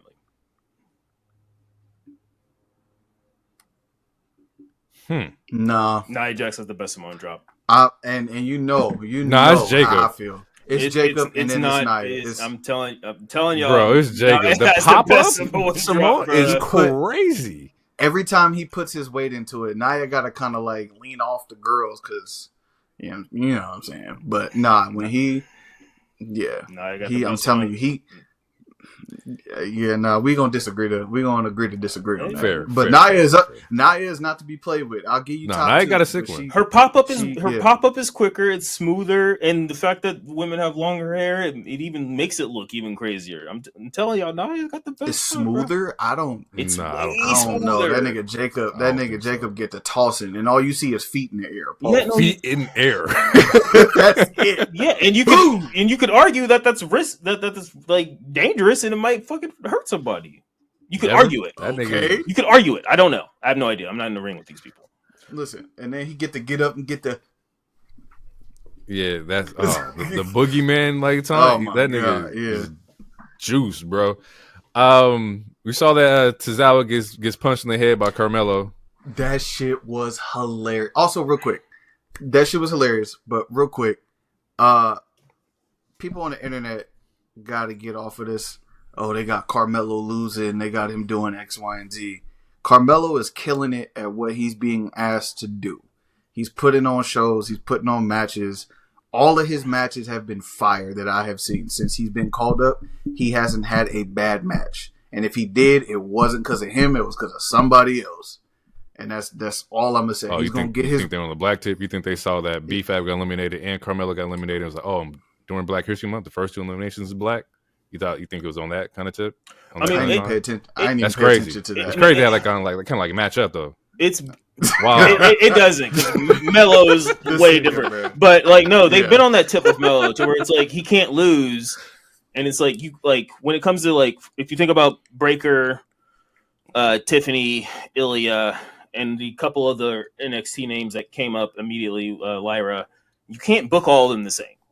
Melo's currently booked as the super cocky person who can have a fucking banger match. He probably will lose, but every single person he's been tying it up with is either former champion, like AJ Styles, former champion, Andrade, best of 7, fucking banger matches, former US champion, former NXT champion. LA Knight, banger match. Not a world champion, but twice, right? Cody twice. Who is both times? Cody was the world fucking champion. He had a surprise match with Braun. Melo is fine. I get that.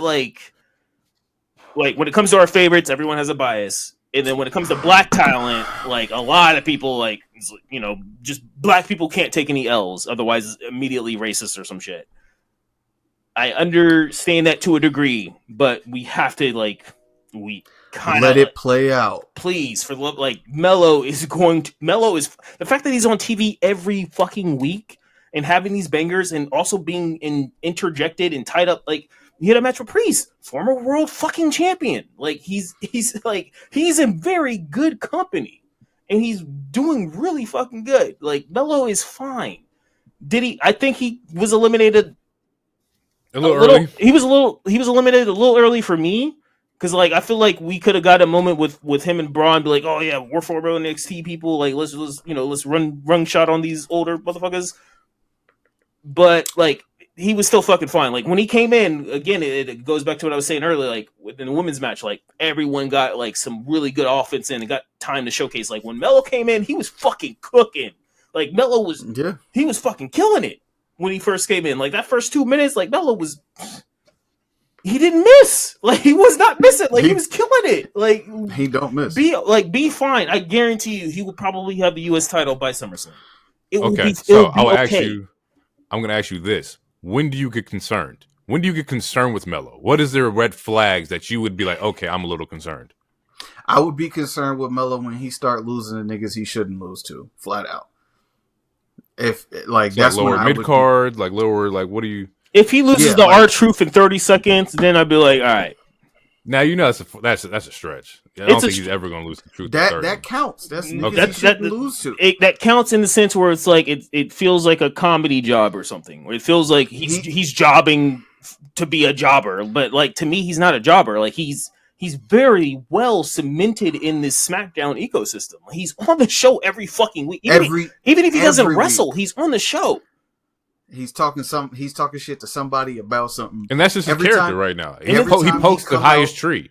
Or he pokes he come out with the mic and he's popping shit in his entrance. That shit is fire. He shouldn't lose to anybody in Los Garza or Legado del Fantasma. He should never lose to none of them, to me. He shouldn't lose to, I'm gonna say it, Apollo Crews. He shouldn't lose to him.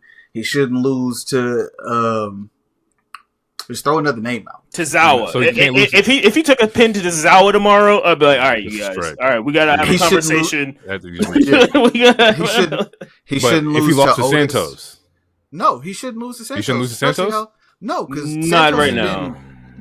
Santos has been booked lukewarm to cold for the last year. They doused the fire on my nigga. He got cut. But speaking of him, when he popped up, he was killing it when he popped up. And I skated this, and I was mostly about the men, but it's also about the women too. Like, one of the reasons why I really, and I'll re-say this when we're done with the show or before we end the show, but like one of the reasons I think this is a really good Royal Rumble for both the men's and the women's is that, I mean, and for sure both the men's and the women's, but for sure the men's is that we've gotten so many teasers to matchups that could happen in the next 5 years. Five. I'm just saying, it's. Yeah. I mean, the next year. No, if you want to rush it, the next one. If you want to play some shit out, the next 5. Because like we had another Bron and Fatu face off. They didn't touch. That's their second just facing off. Didn't touch. Yeah. Like there were so many good like random moments where it was like there was 5 different skis where it's like, all right, I need Penta versus Andrade immediately. I need Penta versus this nigga immediately. I need this person versus this person immediately because we have not seen it yet. Like they did such a good job in this Rumble and both Rumbles of like just showcasing all the potential matchups that could happen, which was just like it just blew my mind towards like. Now I gotta I can't wait for the next 2K so I can go on like the universe mode. Like there's so many matches with just that you can with just Penta. You could just choose like 8 matches right now. Penta Roman, Penta Drew, Penta this, Penta like, and then add Mela to it. Penta Santos, Penta anybody. It's keeping in the realm of like Penta, and it's funny that you said that because I tweeted out the same thing of like there's so many dope Mexican male talent in WWE right now that. It's impossible to not push one to like a main event picture. I'm not saying you got to be a main event superstar or a fucking WWE champion, but somebody out that group should definitely be in like a main event like role. Like Andrade's fucking solid. Penta's fucking here. Penta's already screaming fucking money. So it's like somebody within a year and a half needs to be at least challenged a fucking WWE champion. I'm not saying you got to win. I'm just saying you got to be in that area. It's gonna be this year. Like it has to happen, bro. The same way that, and not to, as Hero would say, bury the lead or put the cart before the horse, but the same way that I said like a month ago, a week ago, whatever, that they have to put the belt on Jey this year. Like, which y'all, we'll get into that. And I'm sorry, we'll get into that. I will eat crow on that because I was like, man, we can maybe wait till next year, but like. He's way too over. Obviously, he's making too much money. It's the same. It's the same Cody thing, and it's not even me trying to be funny. Yeah. It dead ass is the same thing. Like I found myself saying the same shit. But about Penta, like if they're doing anything, and I mean this respectfully, if they're doing anything near or close to the border, or if they are doing something in Mexico, I know they tried to walk it back and say it wouldn't happen because Bad Bunny pulled a Tom Holland, but. If they're doing anything in, near, or by Mexico, there's going to be a big show. It's a wrap.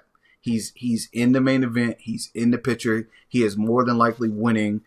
If I had to guess, Rey Mysterio would be involved. It would be the official passing of the torch. Because, look, Rey went through a whole lot to get into the Royal Rumble, and he didn't look so hot to me. I think. Respectfully, this should be Rey's last year. That's a hot take. Oh, that's not going to be. Yeah, but I think it should be. So that's like that's me. I think you hating a little bit, but I will respect your. You say Rey in his Vince Carter bag. He no put on nasty jerseys. No, wait. With the Atlanta Hawks. With the Atlanta Hawk jersey, Rey in his Hawk jerseys.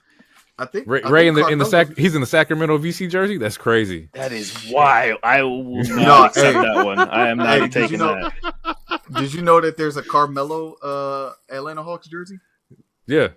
There's only one made. I think that's where we at. With Rey.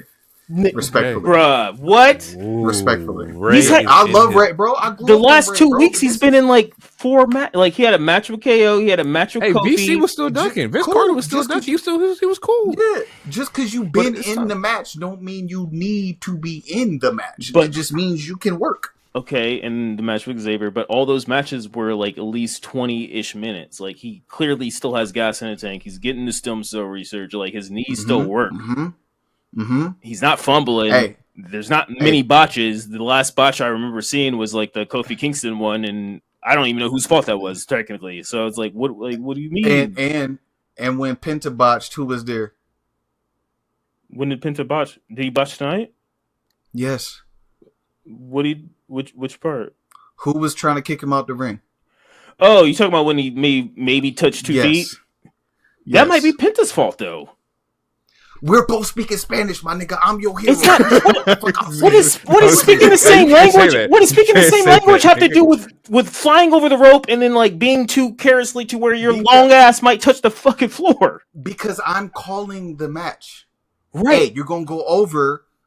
Make sure you don't hit make sure you don't hit.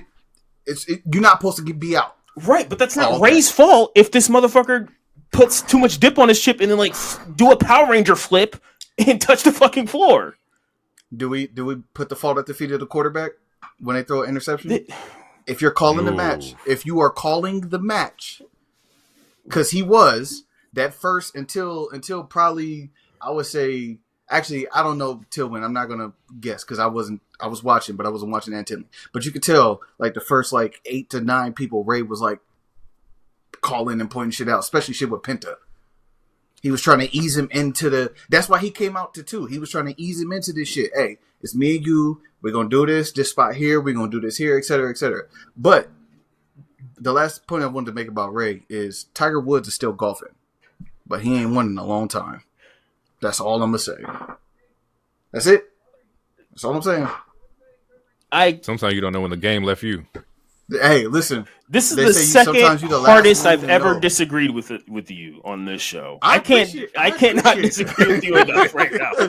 Because Ray still has it. Like Ray still looks like when he first fucking debuted. Something. He has something. The nigga's like 52 doing all this cool ass crazy shit that none of us can do. You right. Bruh. Okay. You're right. What you said, but when he was in there with the young niggas, you could see there was a difference in pop, and I'm not talking about the crowd reaction. I'm talking about and how he was moving. There's a vast difference. Ray has been very heavily showcased this last month and a half on both shows. He is tired. He needs a break. You're speaking my language, my nigga. Old. He has not done anything that show that says he should be retiring right now. I don't understand. Would you rather your Grace go out on top, or would you rather him look like Ric Flair? Ray still looks amazing. That's the whole reason why he's wrestling. He still looks amazing. I'm just saying, he's taking minutes from people who could possibly use those minutes. It was Dragon Lee. He needs those minutes, and he's gonna come back and get those minutes. But like, he just had a baby, and he's the speed champion. Dragon Lee's fine. Hey. Even Kobe body broke down and he had to call it quits. Just saying, sometimes you be hooping forever. A nigga hoop for 20, 22 years. The only person who beat him, this ain't a sports thing. But all I'm saying is sometimes you got to call it. Once he looks gassed, like he can't run, like how Strowman did in that Fatu match or anything like that, then sure. But he has not given us anything that be like, oh, he's gassed, he's washed, he should give it up. He's not given us anything like that. Watch more closely next time, man. Watch more closely. Look, 619 looking like a 1-800.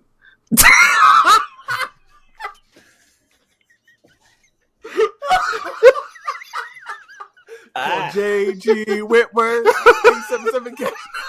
I got nothing for that. Hey, you ain't gonna say my nigga got life alert. You say my nigga fell down and had to call life alert. You ain't right. Oh fuck! That was good. I don't know where I pulled that one from. That's hilarious though. Anywho, you said 1-800 to keep the shit going, right? Joe Hendry appeared, so we saw Joe Hendry. He got a huge pop. Came out with the TNA Championship. That shit was fucking dope. Pants got a little too big for his britches because he went after Roman, and you see how that went. I guess that was skip over that too. Roman did come out early. Roman came out like 16, which I was like, damn, he out here. Yeah, mad I think it was 14 because I want to say Hendry was 15. Okay, yeah. That's how I knew he wasn't winning. Honestly, he came out. Honestly, I wanted Roman out earlier. He was definitely Final Four. There's no way. I mean, he could be Final Four. He could have came out earlier. I wanted him out earlier so that we could have multiple moments where it's like, I thought you meant out of the No. Rumble? I wanted him Was out he- in the match earlier. Oh. If I was booking it, Yeah, I would have had that nigga out at 1.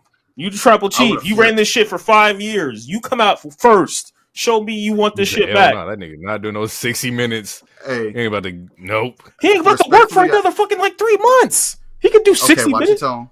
Watch your tone. You saw the aura when Watch that your nigga came out. He ain't got to. Every finger in that motherfucking place was, It was up, bro. My finger was up too. Pause. But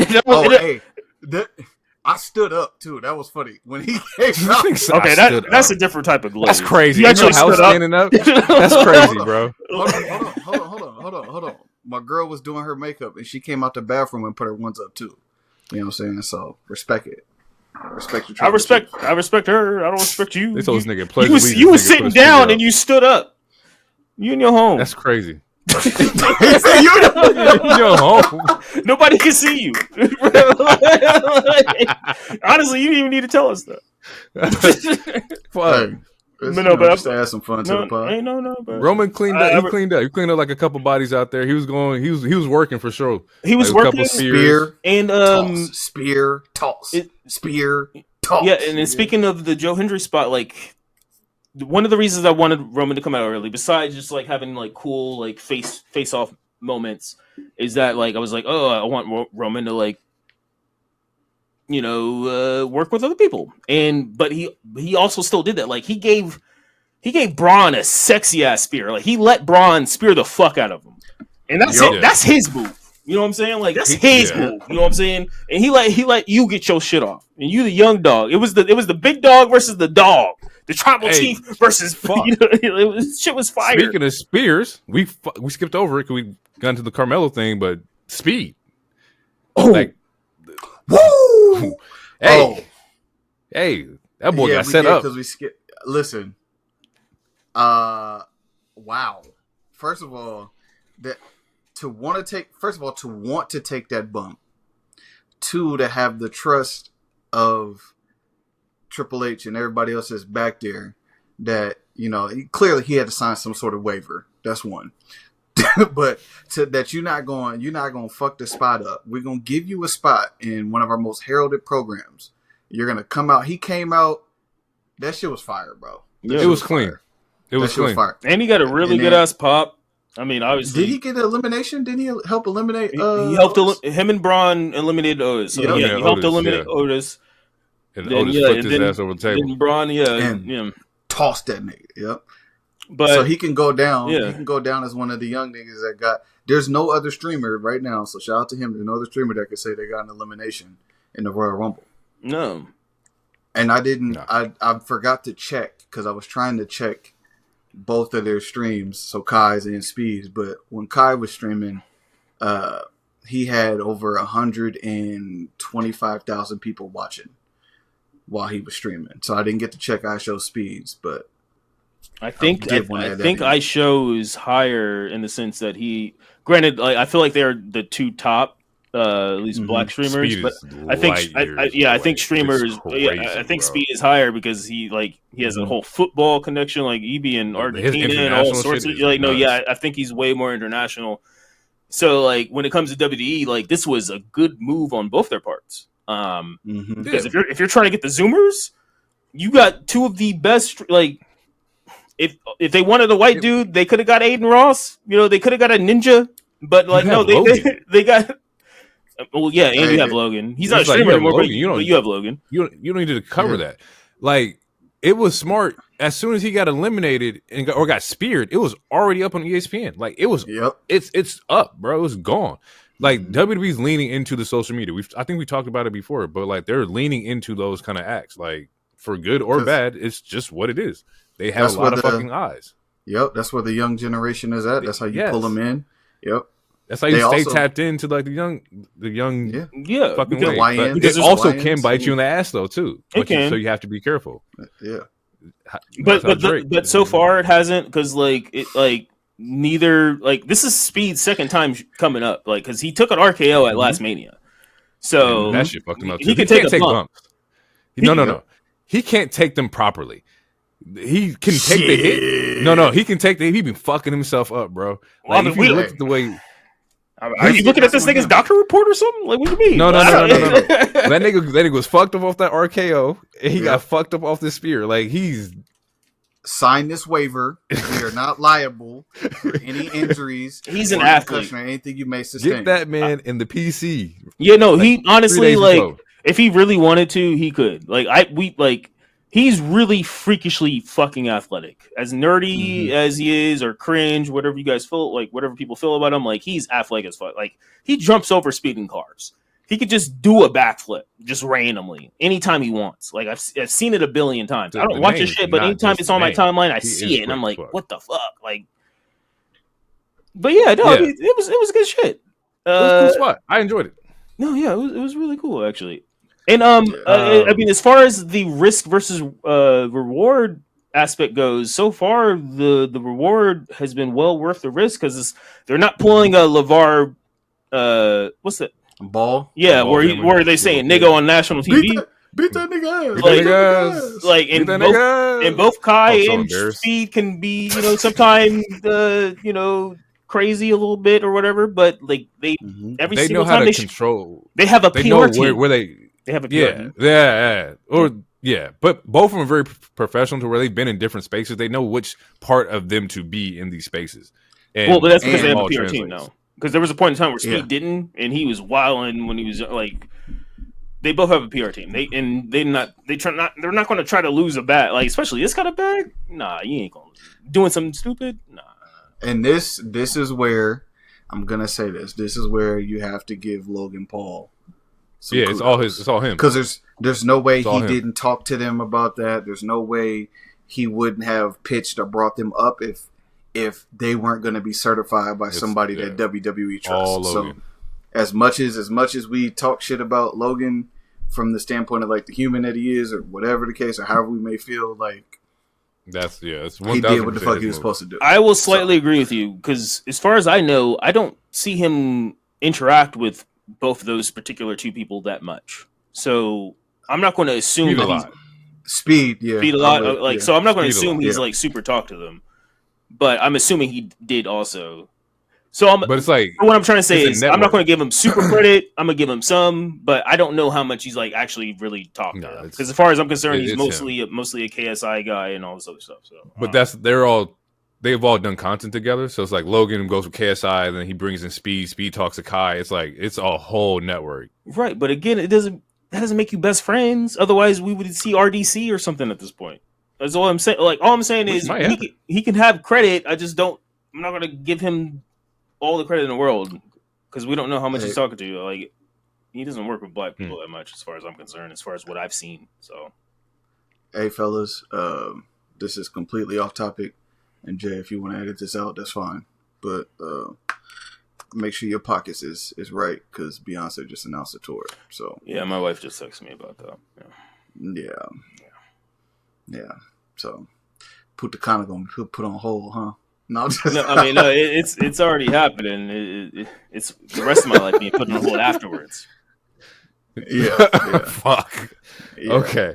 I'm gonna finish this off real quick. I got some speed ones. Finn's music is awful. I don't know what the fuck It's the new Judgment Day music. It's terrible. If he's coming out individual, just solo, give him back his shit, bro. Cause I want to recognize my boy Finn. That shit just no.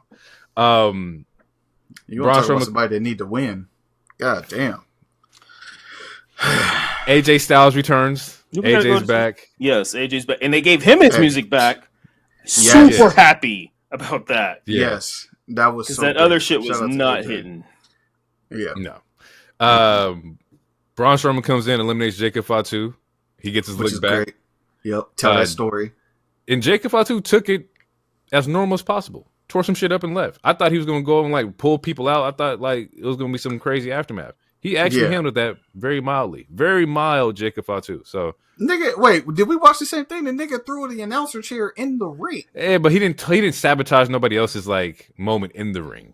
But, yeah, you're not wrong. But have you seen a chair get thrown in the ring? Nah, not during the Rumble. Never seen that before. Never. Yeah, not during the Rumble. No. And before that. I mean, there were so many cool moments with this, and it exploded on contact. Yeah, there were so many cool moments in the show because like we had the whole Seth and Roman moment for a second, and that was before Fatu even got eliminated. I mean, there was the moment when it was just Cena, Drew, Roman, and Punk, and then Seth came out, and I was like, "Oh, we cooking now." That's right after that. Like there was Cena was 23, a lot of good moments. Punk was in the 24, Mm-hmm. and then it's like Roman or Seth came out, and I'm like, "Oh, this is it. This is what you pay to see." Yeah, that was awesome. And to stop it right here because they all are tied together. Like, here's the thing that I watched when Seth and Roman were doing their thing where like who's about to get eliminated. I know first off, you two niggas was like, there was instant text messages. Yeah, and screenshots. I know you two niggas was on. I was watching like, whoever gets eliminated here first, it's about to be up, bro. I was about to go the fuck off, bro. I was waiting for it, and y'all lucky that this motherfucker Punk came up and eliminated both you motherfuckers. It was the perfect chess piece ever, bro. Yeah, no, it was. So here's the thing, right? So I got it clocked in my phone because I text y'all like, hey, I could record tonight, blah, blah, blah. And then I get a text from him saying, y'all not seeing Kev anymore. And then I text him back at 7:13 and I said, I need these niggas to touch. And then this was the photo. And I said, talk to me, what's happening? And then he goes to say, what's up? Your Chief just got stomped on twice. Yo, look. Hey. Nigga, I was watching, I was like, oh, this is... Nobody could have won this one. Because if Roman tossed his nigga Seth out, it was up. If Seth tossed his nigga Roman out, it was up. It was going to be up by any means on this fucking pod. He would have got a knock at this but Seth and I needed it because... When Roman last saw Seth, what happened? He got a chair to his back. He needed that comeuppance, and what happened was he got stomped out twice.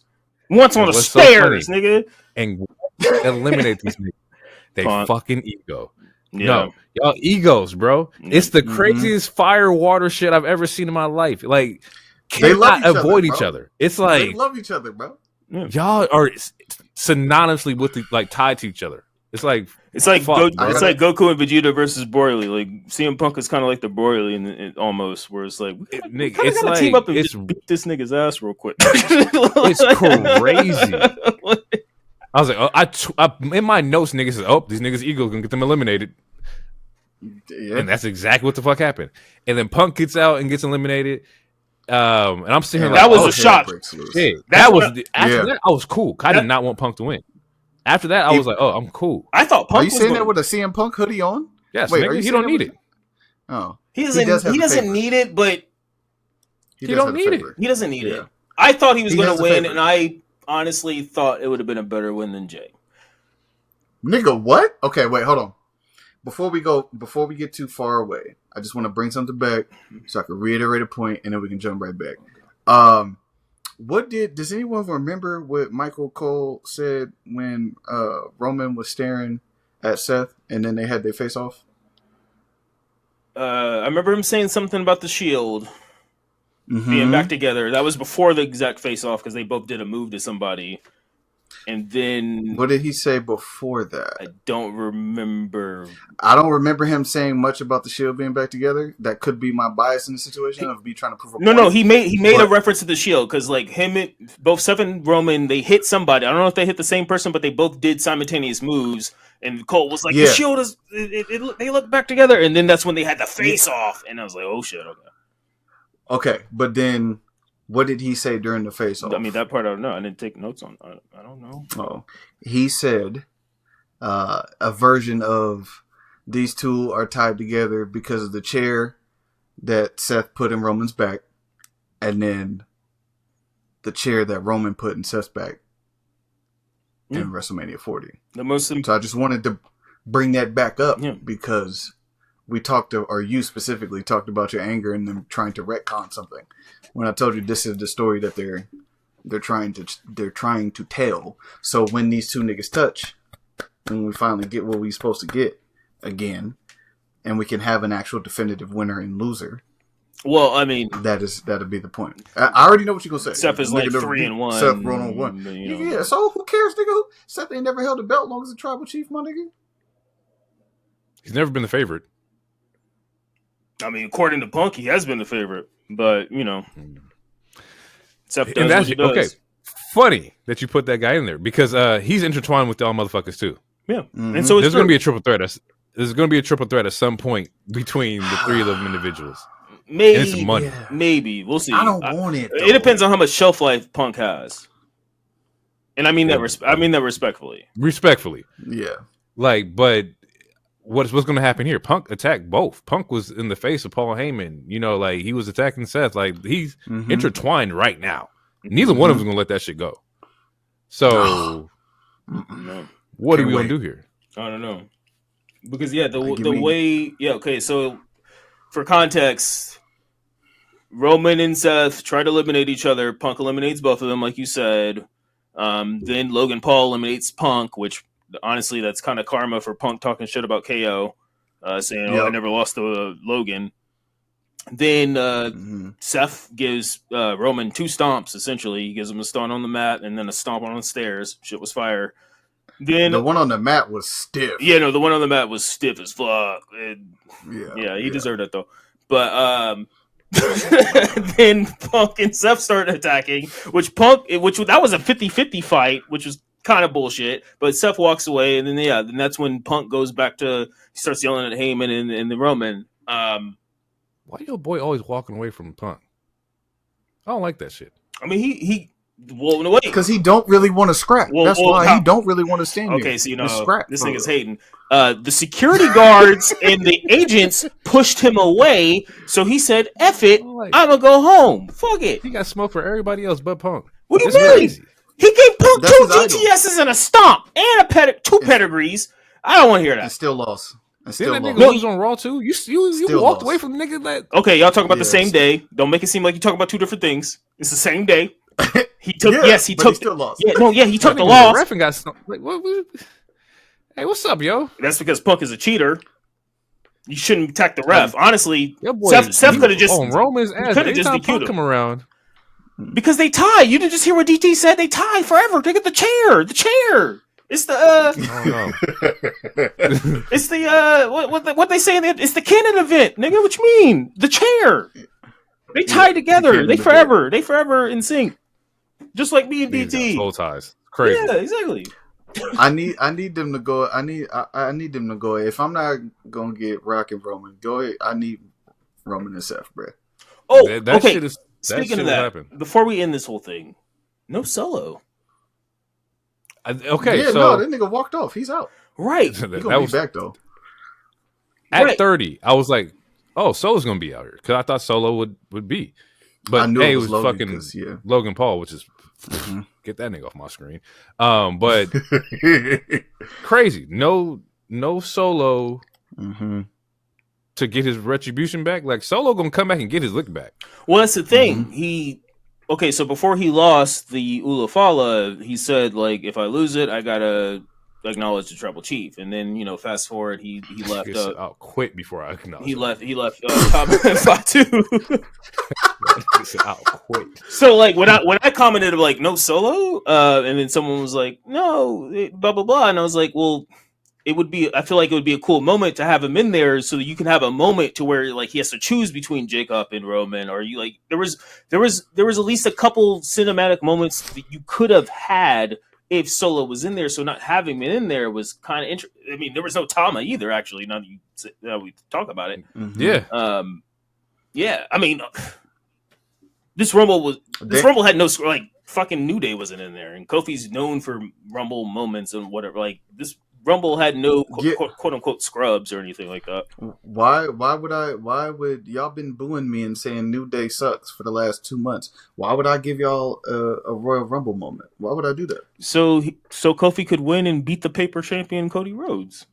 Yeah, but them niggas would have went. Them niggas would have wanted Big E to pop out by seeing Kofi and them. They they would have assumed that like E would have came out. People were assuming AJ Lee was going to come out, and then what happened? Yeah, but it's nah, different. you don't do that. Yeah. Especially because like we seen E on TV. E was in the ring. E got fucking put out. Like there's a story tied with E right now. There's no story tied with AJ. You just kind of want to see AJ. Mm-hmm. Right. So wait. Okay. So you're saying it's okay to? No. Okay. Fine. Yeah. I guess. I mean, I think that's a reach to like at least not have one of them. But also, this was a very star-studded Rumble, so there wasn't that much space. But like, no NXT men though. No, yeah, exactly. No NXT men. There was a TNA guy, but we didn't get it. Interesting. It was no interesting. Trick, no Oba. Because Trick, Oba, and the Ethan would have been really. The ruler would have. Yeah. What? Oh my. Oh yeah. Obafemi. Yeah. Obafemi and Fatu. Ooh. That would have popped. Yeah. Interesting. Yeah, that would have popped. Okay. I'm from the streets. I am the ruler. So the final three was Logan, Jey, John Cena. Logan gets eliminated by Jey, I think. Final two was Cena versus Jey.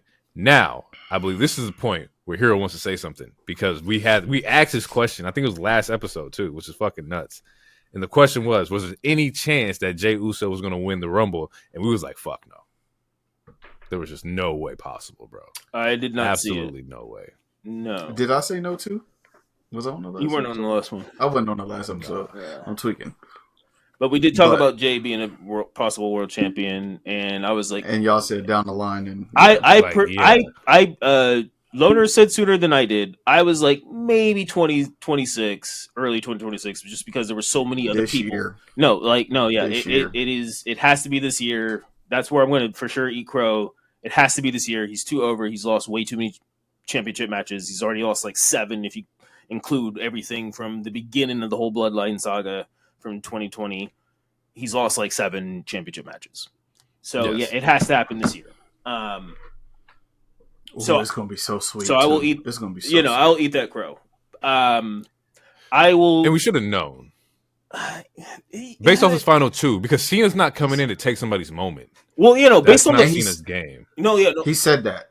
Yeah. In the I almost said post game, but in the post match thing, he said that. And he said it before. Cena he said that before multiple times too. Even I have to earn it. Yeah, even before the scrum, he said the same thing. So like when it was those final two, then I was like, ah, shit, okay. That's when it clicked with me, because I was still like, even when there was those final two, I was like, it's still not going to be Cena. It's too easy for like as easy as it was to like predict Charlotte, it would have been too easy to also do Cena. Mm-hmm. Like if we're going to get that 17th, even if we don't get that 17th championship, like you still want to give us the same kind of feel that we had with Cody, or not we, because not DD, but the same people, the same reason like most people had with Cody, where it's like we want to finally see him win the big one, so you got to give him that adversity. So if he won the Rumble, it wouldn't have made sense. Also, like in that show, like there was the Elimination Chamber that they showed a commercial for. He was all in that commercial, and I'm like, there's no way he's going to win it if he's all through this commercial. He was like the whole main focus of that commercial. So I was like, all right, it's not going to be Cena. So when it was those final two, that's when it finally clicked. I was like, all right, I got to eat this crow. It's going to be Jey. I still think Punk would have been a better choice, only because of the storyline, but I have to trust Hunter or just let it play out. He don't need it. He got the favor. That's why I didn't have him winning. Right, but he literally has the favor. But if Heyman has the pull to just make a championship match, then he could do that with Roman, who's a former 4-year title contender. The fans wouldn't like that. The fans would not like that. I understand. If that nigga Paul Heyman just came out and was like, sorry, we're going to do this. They'd be like, oh, this is bullshit. Right. Well, it's not. It wouldn't matter if Roman is a face or not. Like, it's not a prediction. It's a spoiler. No, you are correct. But it's in kayfabe wise, if I can do this for my actual client and I do this for someone who's not my client, then theoretically, kayfabe wise, you should be able to do it for your client. So that's why I was like, that's why my math was like, it's not going to be that, if that makes any sense. But also what you said makes sense too.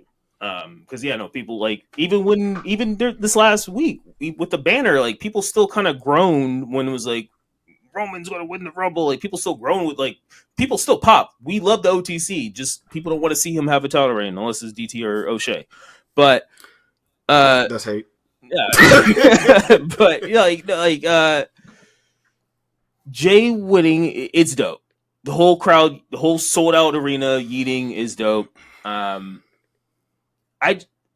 the same way that I feel like Punk doesn't need it, I feel like Jey also doesn't necessarily need it in the sense to we're gonna get Punk. Oh, he absolutely needed it. Did he have to win the Rumble to get Jey? We're gonna get Jey and Gunther 3. Gunther, that's my issue. That's my issue though. Is that like we done ran through so many versions of Jey versus Gunther. Hold up. Yes, you are right. But if you paid attention to the way that Gunther looked at Jey at the end of the match on Saturday Night Main Event, he literally looked like he was surprised that he had to do 2 power bombs and that he skated out of there with his life in that match. And then that the next night, the next time we seen Jey, he said, "Y'all, I know I can beat him." It's the same thing that Damian Priest spoke to back when he was like, if someone keeps coming at you, you fold. Like it's that same thing. The same story they told like Sammy too. Mm-hmm. I see. Yeah, he has the same. I don't want to use the word, but he has the same like a tell chink in his armor is what it's called. Like there's a weak spot in Gunther's armor. If you keep coming at him, he folds because he's like, I'm beating the shit out of him, and there's nothing that like they just keep coming. If I can, so that was. If I can paraphrase, I'm gonna fuck it up, but it's what happened in Endgame, where or was it Infinity? No, it's what happened in Endgame, I think. Where he was like, we only got one. No, where it was like Thor was like, I'm gonna fight Thanos, and Rocket was like, you already fought him. He was like, yeah, but he never fought me twice. You know, yeah. He's like, yeah, but he never fought me twice. You know, like so. I know. Jason Statham as Thor. Yeah, that was my. Oh man. Okay. Odin's son. Yeah, he's about to Odin's son. Loki. Open the door. Let this nigga close the door. That's my fault. I'm not going to do Jason Statham because I can't. Because that was a real Jason Statham. I can't do that. Jesus Christ. Oh God. Before we talked about it right now, you kind of like explained like, you know, the weakness in Gunther was, you know, multiple times of like, you know, fighting him and whatnot. It's like people learn his moves. Like if he fights you one time, it's like, oh shit, he's overwhelming me. But the more you fight him and we learn how you operate, you become weaker. And it's also crazy because that means that people have been testing Gunther multiple times. Yeah. Like they've been like, you know that you pussy. I'm gonna keep coming after you. Like sometimes you gotta bully the bully. And that's what it looks like. Yeah. If you've ever had a bully, that time you finally step up to the nigga and you punch him in the nose and water his eyes, then he's like, oh shit, I got hit in the nose. I can beat him. Yeah. I get it. After when I first seen it, I was like, oh, he's just gonna go for Gunther, and motherfucker said it like after the match. Like they were like, oh, he's like, oh, I'm coming after the world heavyweight. It wasn't even a thought. And rightfully so, because I'm not challenging Cody. Like no, it wouldn't make any sense. As far as dividing the flank, as far as overnet, those two big, no, it wouldn't make any sense. So yeah, if you get a chance, just go look at that match at the end of that match and look at the way that Gunther was looking at Jey and holding his title, the way he was holding the title and looking at Jey after he had to do 2 power bombs and slap the shit out of Jey's chest, bro. I'm telling you, like that was the telltale sign. And like he right there. And you're not wrong, but he also did that with Jey during the IC title. Like Jey was the first person he was like, hey, he had me work for it. And then fast forward, he beats Gable like 3 times and he finally loses to Sammy. So it's like, you're not wrong. I just feel like, I don't know. I feel like Jey could have won the chamber.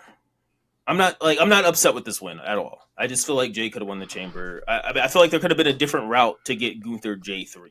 Also, I personally don't want Gunther J3, but that's also me. I love Jey, just don't think he's that great of a worker. He's going to win this title. I am going to be happy for him. I'm going to pop, but I will be on record right now. It doesn't need to be long. He needs at least lose that shit by SummerSlam. Damn. My fault. Well, here's the thing. Even when I said it, I was like, even if he only has, it's gonna sound fucked up, but even if he only has the belt for a week or 2 weeks or whatever the case, a month, like you got it. Like if you take out The Rock, you take out not even his dad. You take out The Rock and you take out Roman, and Yokozuna. There are no other world champions in your family. Yeah. This whole 5-year build, which is something I also wanted to tap on, but this whole the first 5 years of the bloodline, they were building Jey up the whole time. He was being built up the whole time till what was it, 3 years in, or a year in? They were calling him Main Event. I mean, they were calling him Main Event after the year, right? The first year. It was after the Hell in a Cell match with him and Roman. Yeah. Before Jamie even returned, he was Main Event Jey because Roman made him main event every fucking night to beat his ops. But no, you're right. It's very similar to Guardians of the Galaxy as far as the MCU goes. You find out in the third Guardians of the Galaxy, this whole storyline was really about Rocket. It wasn't about Star-Lord, even though Star-Lord is the quote unquote protagonist and everything was forefront. When you watch Guardians of the Galaxy and you're in the third act, you're like, oh, this whole 3 movies was really about Rocket. It wasn't about Star-Lord. So which is why that was the best movie. So when you said Guardians of the Galaxy, 3 is amazing. I've heard 3's emotional. Twice. Oh no, I cried. I cried. I cried. Yeah. So you saying that, I'm like, okay, I see that. I can make those comparisons. This ever since pandemic, it was about Roman and it was about seeing him go to this next level, but underneath, under our eyes and over our heads, this was really also building up Jey. And this is why that motherfucker sat there and said, we can do this forever. Yeah. I got another 2 years. They're like, this is just game 1. I got an easy 2 years where I can keep running. And that's just him. That's not talking about Jey, Jimmy, Solo, Jacob. He's... And I'm glad that you said it so I don't sound like the fucking bloodline dick rider. But literally, that's he's why... He's not lying, bro. They could. That's why I said Roman is the GOAT. Everybody is orbiting him, and he's lit like a rising tide lifts all ships. He even talked about his influence with Sammy, and Sammy being he just talked about it. I listened to it on Busted Open and someplace else. And the place that Sammy is at, the reason why Sammy is there is because of how Roman treated him. And then right when they got to Elimination Chamber, I almost said in Quebec, Canada, Jesus Christ, but in Montreal, the whole that whole country wanted him to win. Videos were behind, and when Sammy. he lost, the whole area, that's when they knew. They were like, oh wait, there's something here. And you saw people going, no, we need Sammy to win. We need Sammy to win. And he's been elevating the same thing. He's just been elevating the whole time. I remember. Look at Solo. Solo was there for 3 years, and look where Solo is at now. Yeah, I remember certain online personalities. I'll name drop one.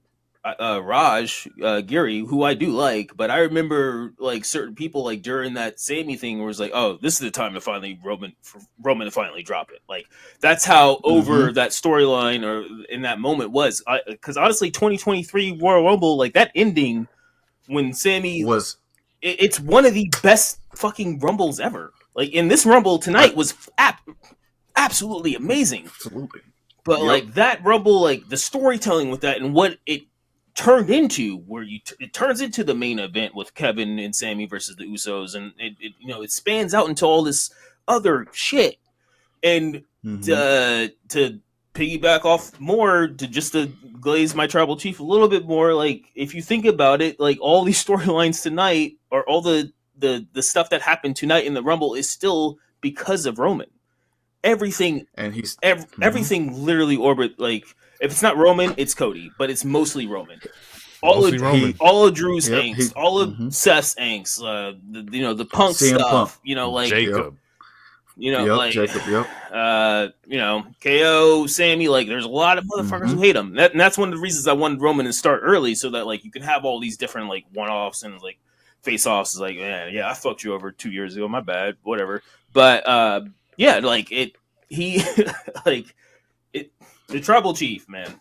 It still does. Yeah. Even though Cody is like the baby face and the current face or the current QB, it's still Roman. Like he is still you can have multiple faces of the company. Like you have Rhea, you have Roman, you have Cody, and then you can swap out Becky the and gap is else so if you want. crazy with Roman, bro. The gap is tremendous. It's just insane. Like you can't make a better superstar to carry the era, especially into like, the whole Netflix and, the big money time. Like there's moments of this shit where it's like, damn, like, John Cena is great, but did he carry like this? And I don't know if it's too early for me to say that, but it's like, fuck, bro. Roman is like, well, even John said it. Even John said it. That's why he would consider Roman the GOAT, because when John said when he was on top, it was about him. He didn't really elevate, and he said it. He spoke to it. He said, "You look at what Roman is doing. He's elevated 4 or 5 different talents. Like even now, look at Jimmy. Even now. So if you think about the people that were elevated, you got Jey, you got Sammy, you got Solo, and then now you got Jimmy. Now Jimmy's been hurt and he's been out and and like over the past 5 years or whatever. Had to be protected. They were in tags and stuff. But if you look at what they're trying to do with Jimmy now, they're trying to let Jimmy catch a wave too, because they see that Jey has a capability and he has a certain personality, and they know Jimmy has a certain personality. So, and Roman said it in an interview. He was like, everything revolves around me. All roads, he said, including Cody Rhodes, lead back to me. It's true. Like, he's a champion. He has to be a great champion because he beat me. Like, everything, he said it. Like, and it wasn't in like a arrogant or egotistical way. It was just factual. So yeah, a little bit of both. I'd say a little bit of both. To get in closing and get out of here real quick. Since we know that Jay's going for Gunther, that opens up Cody. More than likely. We saw that, he had the promo with Punk and whatnot. We're assuming that Elimination Chamber will be, I guess you don't have to assume, Elimination Chamber will be for the WWE like championship spot. All signs points to that's going to be a stacked fucking Elimination Chamber, right? We're assuming that John Cena is a part of that, right? I'm assuming that Punk will be a part of that. So if stars are showing, maybe it's going to be Punk, Roman, Seth also a part of that. Maybe it's not a triple threat. Maybe they're inside the Elimination Chamber. Like Drew, like it's going to be a fucking jam-packed fucking Elimination Chamber, at least hopefully.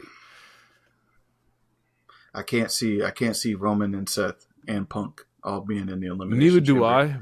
That's 3 Somebody people, would have to 6 get spots. like they were all in the Rumble, so who knows? I would just say, and that's the thing. I would just say let it play out. It's a possibility though. Like I don't see it happening because I know how WWE operates. We're like, we don't put everybody in here. But shit, we said that Punk wouldn't do fucking 2 cell matches, and that nigga did that. So shit, he said it. No, anything's fucking possible. Yeah. Who do we want for Cody? I don't know if there's enough time because Randy hasn't come back yet. I think Randy. And maybe I should just let go of holding on to age storylines. I think that's going to be my theme for 2025. But I thought Randy was going to come back at this Rumble or even in the match, because the ladder match is no DQ. So I thought Randy was coming. Oh, that's right. I never said what I was going to. I thought Randy. At first, I thought Randy was going to show up, but then similar to what happened with the Profits, the way I was booking it in my mind, I was like, if I'm Randy, if I did show up, I low key kind of want to help KO to win, just so I could take it off of him, or just don't show up at all, and you're going to fight whoever you want to fight anyway. But Randy's going to fight KO. I think we're going to get Cody and Randy at SummerSlam, which still gives plenty of time for all that shit to build. Yeah. So as of right now, to answer the question of best ops for Cody, CM Punk. I mean, based off this promo the last Monday, and also their Royal Rumble, promo. the Royal Rumble promo last year, which that promo was actually better than this promo this Monday. The Royal Rumble one last year was better as far as flow. They're both amazing. It doesn't matter which one's better. That's just my opinion. But they're both fucking amazing, and I think you have a lot of money in the tank or a lot of money for that. But also, there's still Roman and Punk. Like, what's making me conflicted about tonight, even though tonight was an amazing show, is that like there's still so many other talents that we have no idea what's going to happen. And I thought we would have those answers tonight, and we don't. So I'm like upset. And I'm glad we don't. But I'm like also excited. But I'm also like upset. Because it's giving me anxiety. Because it's like, what is Roman going to do? What the fuck is Seth going to do? What is Punk going to do? What is Drew going to do? What is like, you know? So it's like we know what probably Gunther is going to do, but like, yeah, what is Cody? Like, who's Cody going to face? There's a chance we can get a multi-man. Like I think I said it last week. Like, there's a chance we can get a triple threat with Cody and KO and Randy or something. I don't know. We'll see. If based on what happened this past Monday and just me being petty. If I'm H and I'm WWE, and I think Jay already knows where I'm going because that's why he looked away, I'm going CM Punk and Cody at WrestleMania as the main event. I can see that too, and I do that too. I gotta do it. Damn, gotta do it. I'm gonna show you how much money I'm gonna show you how much money we can make in this motherfucker. Shit, you don't need to. The motherfucker's already been shown. It's like no, but when you got your opponent down. When you got your opponent down, you put your foot on it. It's like you let two of your biggest stars go for random night two, nothing for nothing. And I'm gonna show you what we do with both of them. Shit, especially if they win too. Like if Punk win, and they were in the same company for months, and they never had a face off. We had two face offs.